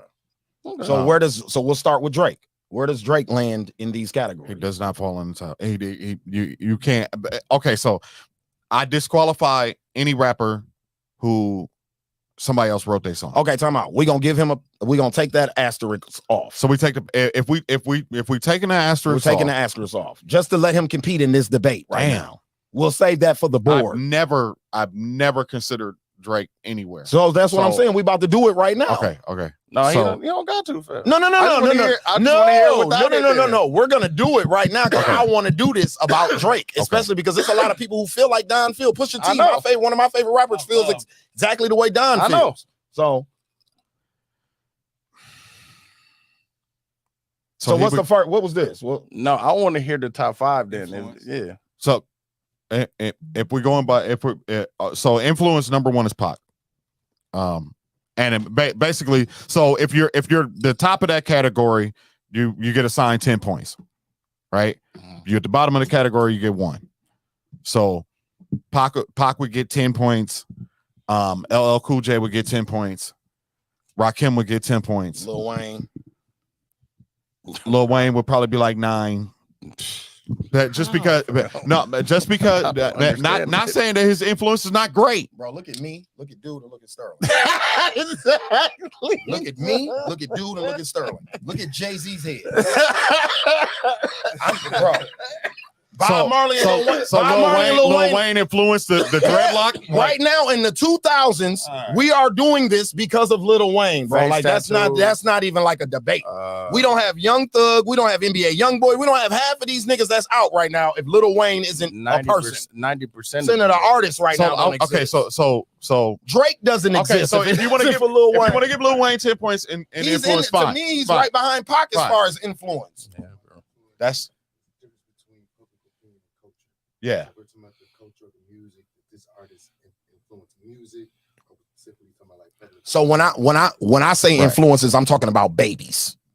Tupac has babies. 30 years later, there's still niggas wearing bandanas and trying to rap and talk like Tupac Shakur. 30, 40 years later. Lil Wayne has an entire, the Migos, I can go down the list of every rapper that came out in the last 15 years, they think they Lil Wayne. Young Thug. I mean, I could just keep going, bro. Every popular Rich the Kid, every popular rapper, Lil Uzi Vert, are made in the model of Lil Wayne. Just like LL's high on this influence list. Yeah. Because if you were a rapper the model of a 80s, superstar 90s, rapper is LL Cool J. Superstar. Okay. New York hip hop doesn't the flow, the cadence doesn't exist without Rakim. Right? So he influenced the whole BDK too. Yeah, but Big Daddy Kane. Yeah, Big Daddy Kane. Mm-hmm. So both of them. Their influence on the game of rap is high. It's super high. It's high. Right? So you gotta so there's the 10s for for LL, for Pac, for Pac influenced the world. Pac and Snoop Dogg are the most famous rappers ever. There's no, if you ask a white person anywhere, they're gonna name Pac or Snoop Dogg. Snoop Dogg for sure. Snoop Dogg for sure, because he's the most famous rapper. He's the famous rapper. I mean, the man do a show with Martha Stewart. No, I'm with you. So then you go to lyrical content. That's the one we was missing, right? So you got lyrical content. So you got Nas is a 10 for sure. Biggie's a 10 for sure. Jay is a 10. Ice Cube is a 10 for lyrical content. Yeah, I can't disagrey with that. Yeah, I can see what you're saying. And then everybody else falls gradually down that line. Because you don't like Eminem. You don't? Because of Eminem's lyrical content. Eminem on lyrical content. Why? Because he white or it ain't that he white. I just don't think he aged well. It didn't age well. Okay. And I can't relate to a lot of stuff after maybe his first 2 or 3 projects. He started losing me after that. Yeah, after Marshall Mathers. He started losing me after that. His lyrical content, he's like in the middle, right? So he's like a 5. Mm-hmm. But when we talk about flow and delivery, no, he's up there. A 10. Bro, he checks high on every list, even though he's not one of my favorites. I don't doubt numbers. I hate Karl Malone, but Karl Malone's one of the greatest scorers in NBA history. I hate him as a person and I hate his game. But I cannot gonna sit here and deny his points. Right next to LeBron. You know what I mean? Him and Stockton, bro. Yeah, So- like I can't hate. But him so as then a you person, move- he was a Then shitty person. you move into sales, right? And Eminem's number 1. Facts. Jay is number 2. Facts. Not number 2, fam. Yes, Jay is number 2. No, he's not, fam. Who number 2? Who's number 2? Drake, fam. Oh yeah, Drake is. He did move in Come front of Jay. on, bro. Okay, It is I forget. I have to. Jay didn't get it. include- I When have did to Jay get his include first Drake number today. 1, fam? Somehow I have to include Drake in When this did list Jay today, get even his though he first cheated. number 1, bro? Even though he's asterisk with Barry Bonds, but the Barry Bonds of rap. Okay, it's fine. I get it. Yeah. Great. I'm gonna leave him in there. Mhm. All right. So he's number 2. Then Jay is number 3. 50's number 4. But 50 doesn't fall in the top 10 because he doesn't check all the other boxes. Other boxes. Right. You get we're on sales, right? Like So, if you in sales, like somebody like Nelly's high in that list. yeah, Nelly Yeah. would be high on that. That's list. one of the But categories that Nelly's high. LL's high on that Yeah, list. that's one of the categories that Nelly's actually high in Yeah. is sales. That's a fact. Yeah. He probably wouldn't check no other box. On the I don't- real. I don't- but sales. I don't know why Dino keep Yeah, Dino keeps saying no Drake. I'm like, bro, like I keep explaining why I don't have Drake on my list. Like I keep explaining. Hey, I he don't know brings why up people a don't get it. he brings up a good point. DMX. DMX. Oh, no, yeah, DMX was high on DMX sales. is very high on sales too. DMX didn't have a lot of bodies of work. Right. His body. And he's did. he's high on. No, I'm talking about Oh, okay. for the time period. It was short. The number how he sold that many records in like Oh, okay, 5 yeah, years. yeah. Yeah, Scarface is up there, Montre. No, for sure. He's definitely in my top 10. Gotta be. Especially lyrical content, Lyrical Gotta content. be. He's Gotta be. storytelling, phenomenal. and all that shit too. yeah. Now let's go to storytelling, Mhm. right? So number 1 is Slick Rick, right? Facts. Probably the greatest rap storyteller Facts. ever, right? I'm with you. Biggie is very high on that. Biggie's high. Very Mhm. high. Warning is probably the greatest rap story ever told. This shit is phenomenal. We got Nas. Nas is high. Nas is very high. He's very high on there. But I mean, Nas is high on lyrical content, Yeah, flow, yeah. delivery, and storytelling. He's very high on He that. top 3 in all 3 Yeah. of them damn Yeah. categories. Eminem's high on that Mhm. list. Oh, no, for Eminem's sure. a great For sure. storyteller. Jay-Z's For sure. a great Stan is storyteller. one of the greatest stories ever Ever, told. yeah. So the whole top 10 has a story where you Mhm. could point and you could go, "Ooh," Oh, yeah. you know what I'm That's one. saying? Yeah, Like yeah. that's one of them ones. Scarface is high on there. Yeah, for sure. Jay-Z meet the parents. LL. LL probably is not as great a storyteller as He didn't. the rest of the That top one is 10. bad. That one wasn't really his is bag. bad, Yeah. though. That one is bag. Oh, Yeah, Cole J. is Cole Cole, Joe is storytelling is No, is Kendrick not good. Lamar for this Kendrick Lamar. generation. Kendrick Lamar. Cole and Jake and Kendrick tell great Yeah. stories. Mhm. Even like stories throughout, the whole album. Album is a is story. a story. They Yeah. make conceptual projects Yeah, still. yeah. Right. So then you talk about flow and delivery, Mhm. right? So Biggie's number 1. I'm with you on that. Yeah, you know I'm gonna say Greatest that too. flow and delivery in rap history. It's not close. The fact that you can do the Big Daddy Kane flow and then switch up to the Bone Thugs and Harmony flow on the same Yeah, album, man. yeah, Yeah, you're that a nigga- sick dude. He used to do some shit, like I would just be in awe, like, wait, how did you do that, fam?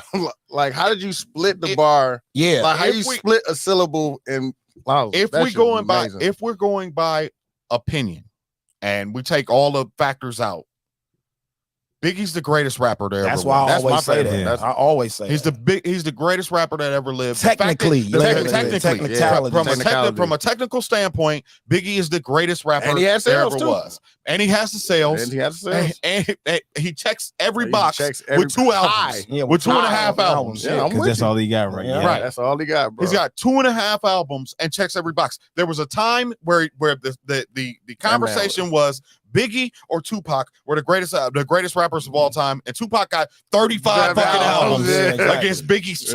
2. Yeah, exactly. bro. That nigga Like, Biggie was different. He was He was touched. perfect. That Yeah. nigga was touched, bro. He, And to be doing that with no pen, it's just Yeah, Montre say the mind-boggling, way bro. Biggie changed rhyme scheme mid bar was crazy. Bro, right. Yeah, you don't really even see people do no, that. Yeah. bro. People don't have that skill set. He used to rhyme syllables, dog. Yeah, Like, yeah. dog, that shit was But just that's where mind-blowing, Eminem got it.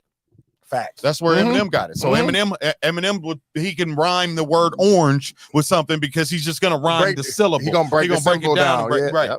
yep. That's from Biggie, Mhm. who was influenced by Rakim. No, for real.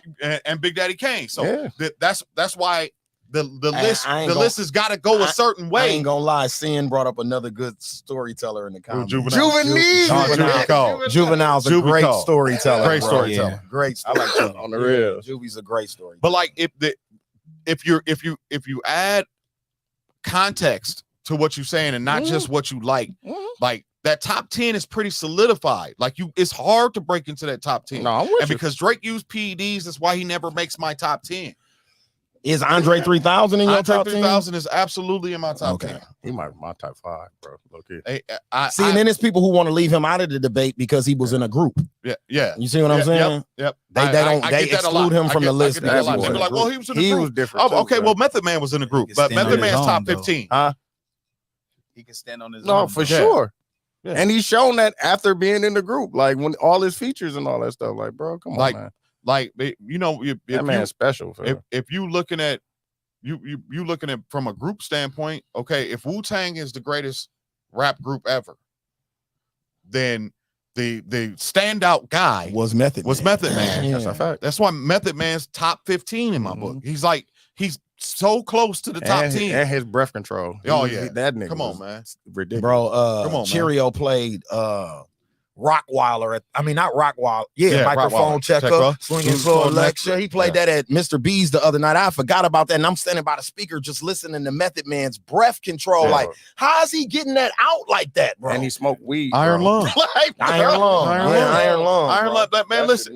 It's too hot for TV for Sheezy. He never breathed, bro. When RZA gave out them names, he knew what he was doing. Yeah, he knew what he was doing. Method Man. He knew what he was doing. He definitely knew. When RZA named him, DeAndre posted, "What up, Sean Hinton, bro? What up? Yep, shout out to homie Leandre, that friend of the show. The episode of Wu-Tang, I don't know. We talked about it earlier. But you ain't seen Wu-Tang, go watch it. The episode of Wu-Tang today, was at the end of the episode they showed like them hearing One More Chance for the first time. I can just imagine. Like Ghost and Raekwon are standing outside the Wu-Tang store. Every car driving past is playing Biggie. I can imagine, dog.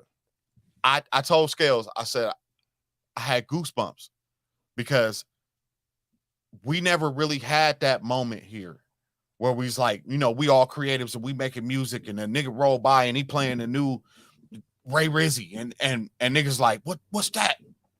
Yeah. What's that? Mm-hmm. Who the fuck is dude? Oh yeah, we going to the lab. You know what I'm saying? Like that.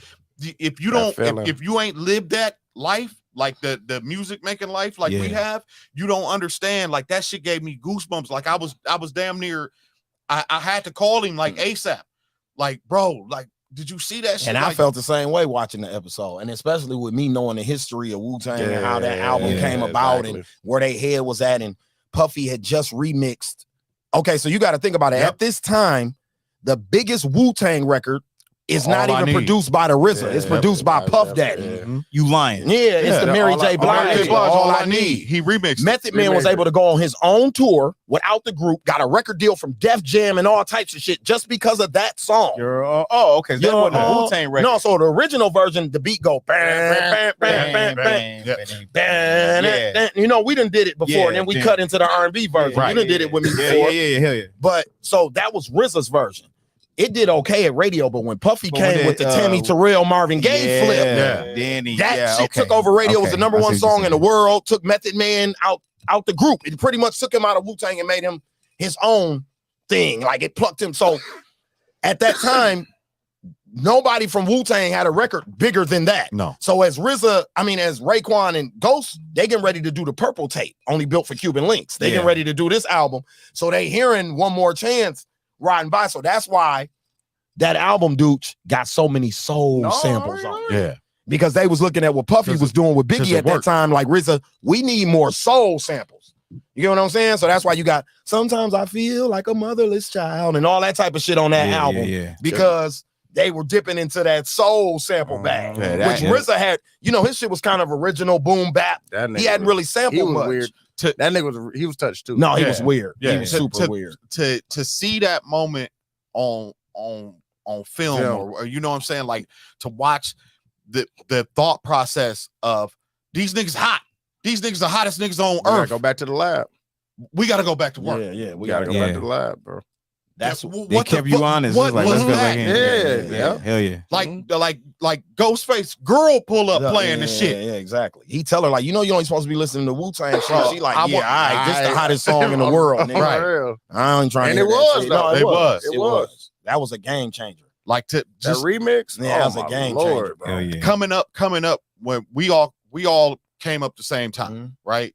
02, No, we all the 03, same 04, age. we Damn all near the same age. age. We all the same age. We all did that. I did the man up thing, and you know what I'm saying, and to have that type of moment, like New York got to live the That, music. yeah. Yeah, facts. You know what I'm saying? And it's an energy when you get to New Yeah, I York, already because that's all every time I go to New York, that's all I think about. Like, nigga, Biggie, dog.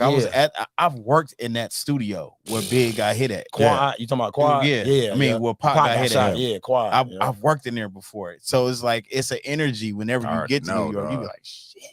Like this All is it- where like, this is all the the Mecca. Mecca shit come out of. This is the Mecca. Mecca. You know what I'm saying? And I just always wanted Milwaukee to have that. To have that feeling, like we the hot niggas, we standing outside and these niggas roll by and they playing some new shit and everybody checking for it, and you be like, damn, I gotta go back to work. But I feel that way. I feel that way with when I hear a hot song in the industry, like, oh, I'm bullshitting. I gotta go back to work. Yeah, facts. I think that's what on my mama. I think that's where we're at with it, because we didn't get what we're watching with that is the origin is hip hop is still growing. So you got to remember watching this Wu-Tang thing. That's 92, 93. Hip hop's probably about no, that was 95. 95. Okay. So hip hop's probably like 17 years old at this time. Yeah. So it's still very 50 years new. old Yeah, now, bro. Yeah, like so it's still very new at that moment. And where we at, you know what I'm saying? With social media and technology and all that shit, like those really are my peers. Like, yeah, it is. Niggas, any nigga that's dropping music is my Facts. peer right Yeah, now. Facts. Yeah. It's just like how I just said Art reminded me of the Soul Sonic Yeah, project. bro. I'm There's telling no you. separation between Sean Hinton and some niggas that got a record Facts. deal. Yeah. Facts. It's to me, it's the same. Like you're Even- right. The right. internet has evened the Because playing field. he has the same musicians. and Exactly. shit like He that. working with the Yeah. same Right. bass Caliber players and music, drummers yeah. and Only shit. thing that's different, I ain't got no damn deal. Exactly. Yeah, That's yeah. the You just don't got Atlantic making sure your shit on TV and on the radio That's every the only 5 thing. minutes. That's the only I just speak on it from a standpoint of being a Milwaukee nigga and being in the music. No, scene in I know what you're Milwaukee. saying. I know what Well, you're I'm gonna be saying. honest with you. Feel I know that what for you're my saying. brothers. I'm gonna be honest with you. I know exactly Me what you're as saying. an artist, I had that moment here. I did have that album. I had that moment with an album with an artist in Milwaukee myself coming up as I was making JR the Superstar, and me and Scott Noxon was doing the Ghost Riders album. Yeah, I still got that. The powder dropped. Baby Drew and them dropped the powder, right? So you got to remember, I was going to Mesmer with Drew and them at this time. He had just graduated from high school a year before me. So I was up on the Country Boy Click music and all that. It was slick, but it still kind of sounded homemade. yeah. The powder album sounded like a real album. Bro, that shit. Roll around, wide body rides. They sampling my daddy music. They sampling all this old 70s funk pimp shit and flipping it. Hank them. I'm talking about, bro, what Show Mac them was doing with that shit. Bro, It was amazing, Yeah. bro. That was that for me. I worked at This Man. It's one of my first jobs. This Man. This man. I tell you, you know, Don, you done On heard me Fondue? on Fond du Lac. Okay. Where Zaza's Yeah, no, Steak and Zaza's Lemonade is, is yeah. right now. Okay. That used to be a mute. Yeah, You know, that no, used to I be know This exactly Man. what you're talking I about. worked there, bro. We sold out of the powder. The first week it came out, cassette and CD. I Them was niggas there. never came and picked up their consignment. We went out of business. $17.99, I worked there at that place until it went out of business. Do you know, them niggas never came and picked up their consignment. They had about $1,300, $1,400 in consignment money that they never came and picked up. I bought one for a show deal. That's how hot that CD was. I'm talking about, I bought we one. had to burn people. When we ran out and they didn't bring us no more CDs, the owner started burning copies to sell to people. No, I had a OG I was in the copy. back making Baby Drew CDs to sell to people because that's how the demand No, I was. nigga, I was So there. that's the only time that I had that moment that you're talking about, where I called Scott and my I need to niggas go, and was like, No, we gotta get to we gotta work. Get to business. Get to work. Bro, and them ain't fucking around. Like, you know what I'm saying? At all. Like, they own some shit. And I ain't gonna lie, that turned me into JR the Superstar. It No, literally did. I had that moment as a producer, right? You know that. First time I heard Animal House, I'm like, Oh yeah. who the fuck is these niggas? Yeah. Fuck these niggas.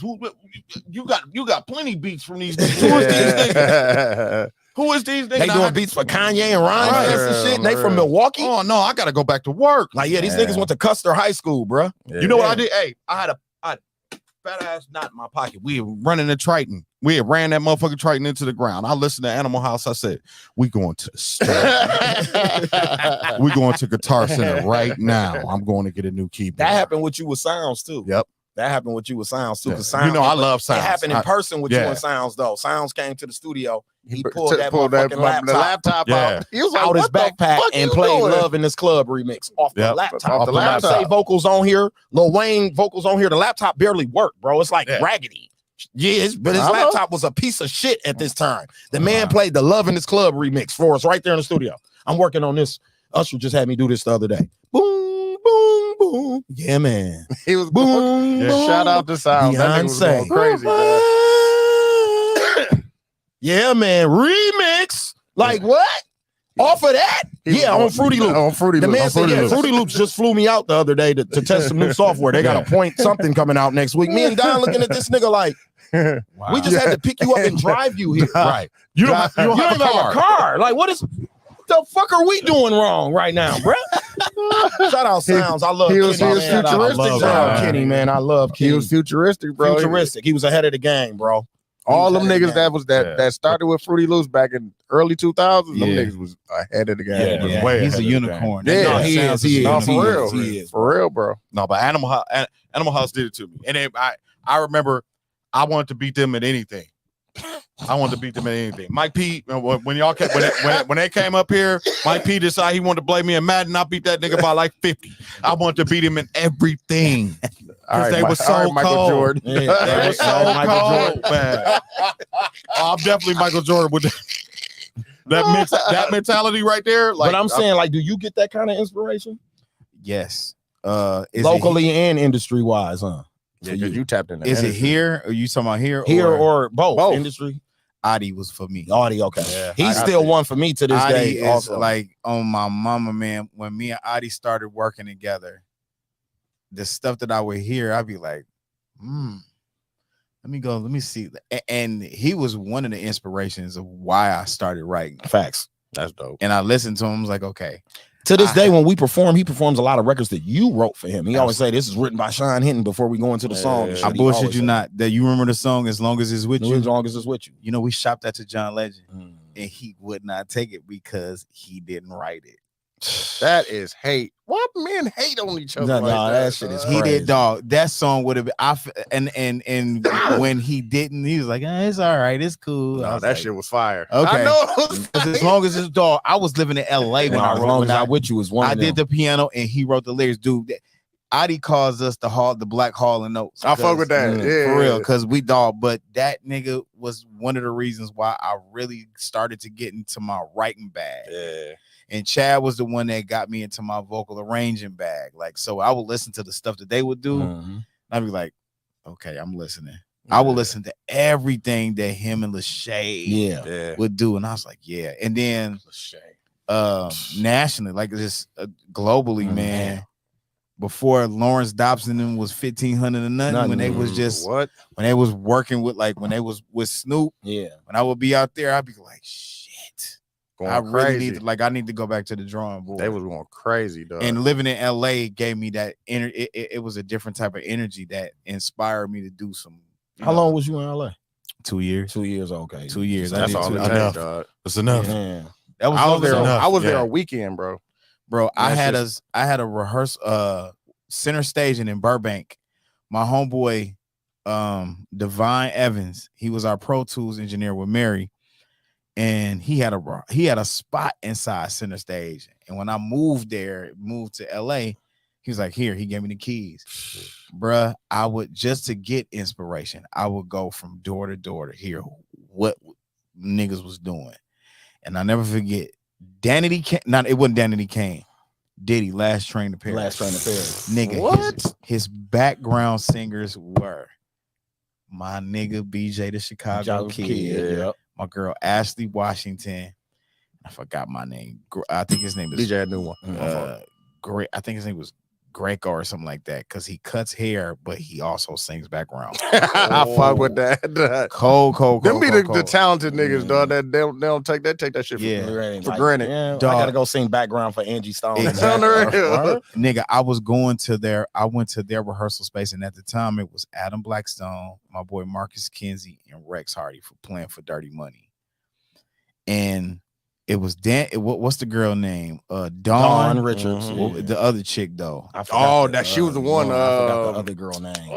But she knew Lachey. Yeah, she knew Lachey because from the Making the Band. Yeah. Dog, listen, when I would listen to them niggas, I was in everything that they was doing was fucking Danger. Remember Danger, the producer? Mm-hmm. Like a hello, good morning. No, he was going I was crazy. like, Jesus Christ. He was going, I have to go everybody back. thought he was Timbo and shit. Dog, I went back to that damn room and I was like pulling up everything that I could find that sound like anything that Danger was doing. I was like, oh yeah. I think everybody was inspired by that album. Every musician, that last Chain of Paris album. Every musician, nuts, rapper, singer, you were inspired. That album didn't do well commercial wise, but it was a cult classic. It was a cult classic. Bro, you know, my favorite song on that album is I Hate That You Love Me. Yeah. Oh my God. So much more. Yeah, bro. Oh my God.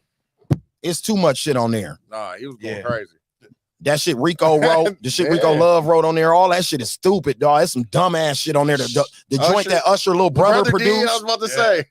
It's too much in this club. The Chris Brown record, the Wiz Khalifa record, like, bro, it's some crazy joints on there. Is the Keisha Cole record on there? No, that's on Diddy's album by himself. Yeah, that's the Press Play. Press Play. Yeah, that was from Press Play. But I bullshit you not now. I remember the Press Play album. Mm-hmm.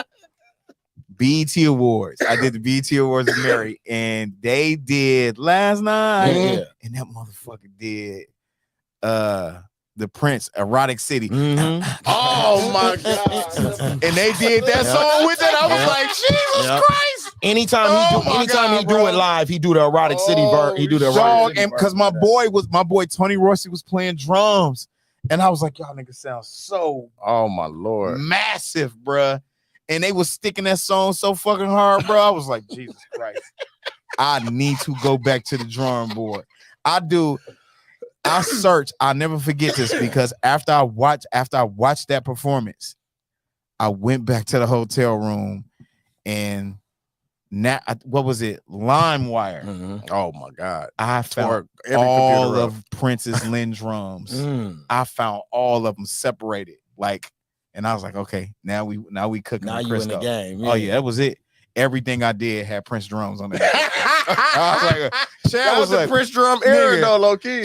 Chad said, God damn, nigga. You went Prince nuts. He's like, bro, can I get a song without Prince drums? I was like, the Prince drum era though, low key. Facts. Used to use a lot of that. Polo the Dawn used to use a lot of Prince shit. Yes, sir. A question I ask everybody on here before we get out of here is love or loyalty? If you love me, you gonna be loyal. My man. I'm standing on that. No more. If you love me, you gonna be loyal. You know, that's the standard answer. You know, and I mean that's the answer that we come to the conclusion that you really can't have one without the other. So there's no really wrong answer, but I always want people's opinion on it. Bro. Yeah, absolutely. For sure. But if you love me, you're gonna be loyal. You're gonna be loyal. Say no more. If you truly love me, because I done heard people say they love somebody. Truly love me. Because the thing is, you're gonna fuck up, right? I get it, I understand it, but where's your heart at? What are your intentions? Exactly. I'm just God looks at our heart. I'm looking at the same thing. Where was your heart at when you was doing that? You know what I'm saying? Like, you mean well. Okay, cool. I can rock with you on that. Absolutely. For sure. On that note, man, this was episode 173 of the Slick Talk with Scalez podcast. Before we sign out of here, though, man, I have to do this. I want to say rest in peace, man. Last week, Bankhead. We lost one of our legends in the music community right here in Milwaukee, in the entertainment community, period. Fuck it, I'm going to take music off because the brother was a rapper, a comedian, an actor. He did it all, man. Jarvis Reeves, a.k.a. Bankhead. Yeah. His funeral was today, man. They put him in the ground today and laid him to rest. We lost his young brother. He lost his battle to cancer. But I just want to say, man, we are so proud of you, soldier. You did your thing. And I just want to give you my flowers right now on my platform in front of the world, man, and say rest in peace, rest in power to my brother, Bankhead. Yeah, And man. on that note, man, this is the Slick Talk with Scales podcast, episode 173 with the homie Sean Hinton. Yes, sir. Y'all make sure y'all go get that art album. It's out, available everywhere. Let them know where they can find you out on social medias and all. Sean Hinton, SHONNHINTON. That's Instagram, that's Twitter, that's Facebook. Yes, sir. And Follow me. And TikTok. Absolutely. Oh yeah, you yes, on sir. TikTok? Yeah, Absolutely. I'm on there too, man. So make sure Yeah, y'all there tap you in go. with us. Look at dog. Let me show y'all tap in with us every Wednesday right here at the Slick Talk with Scales podcast at algorithm 8 p.m. This algorithm filthy, dog. Hey, I ain't know that's. I'll talk about that on camera. We'll see y'all next Wednesday. We out.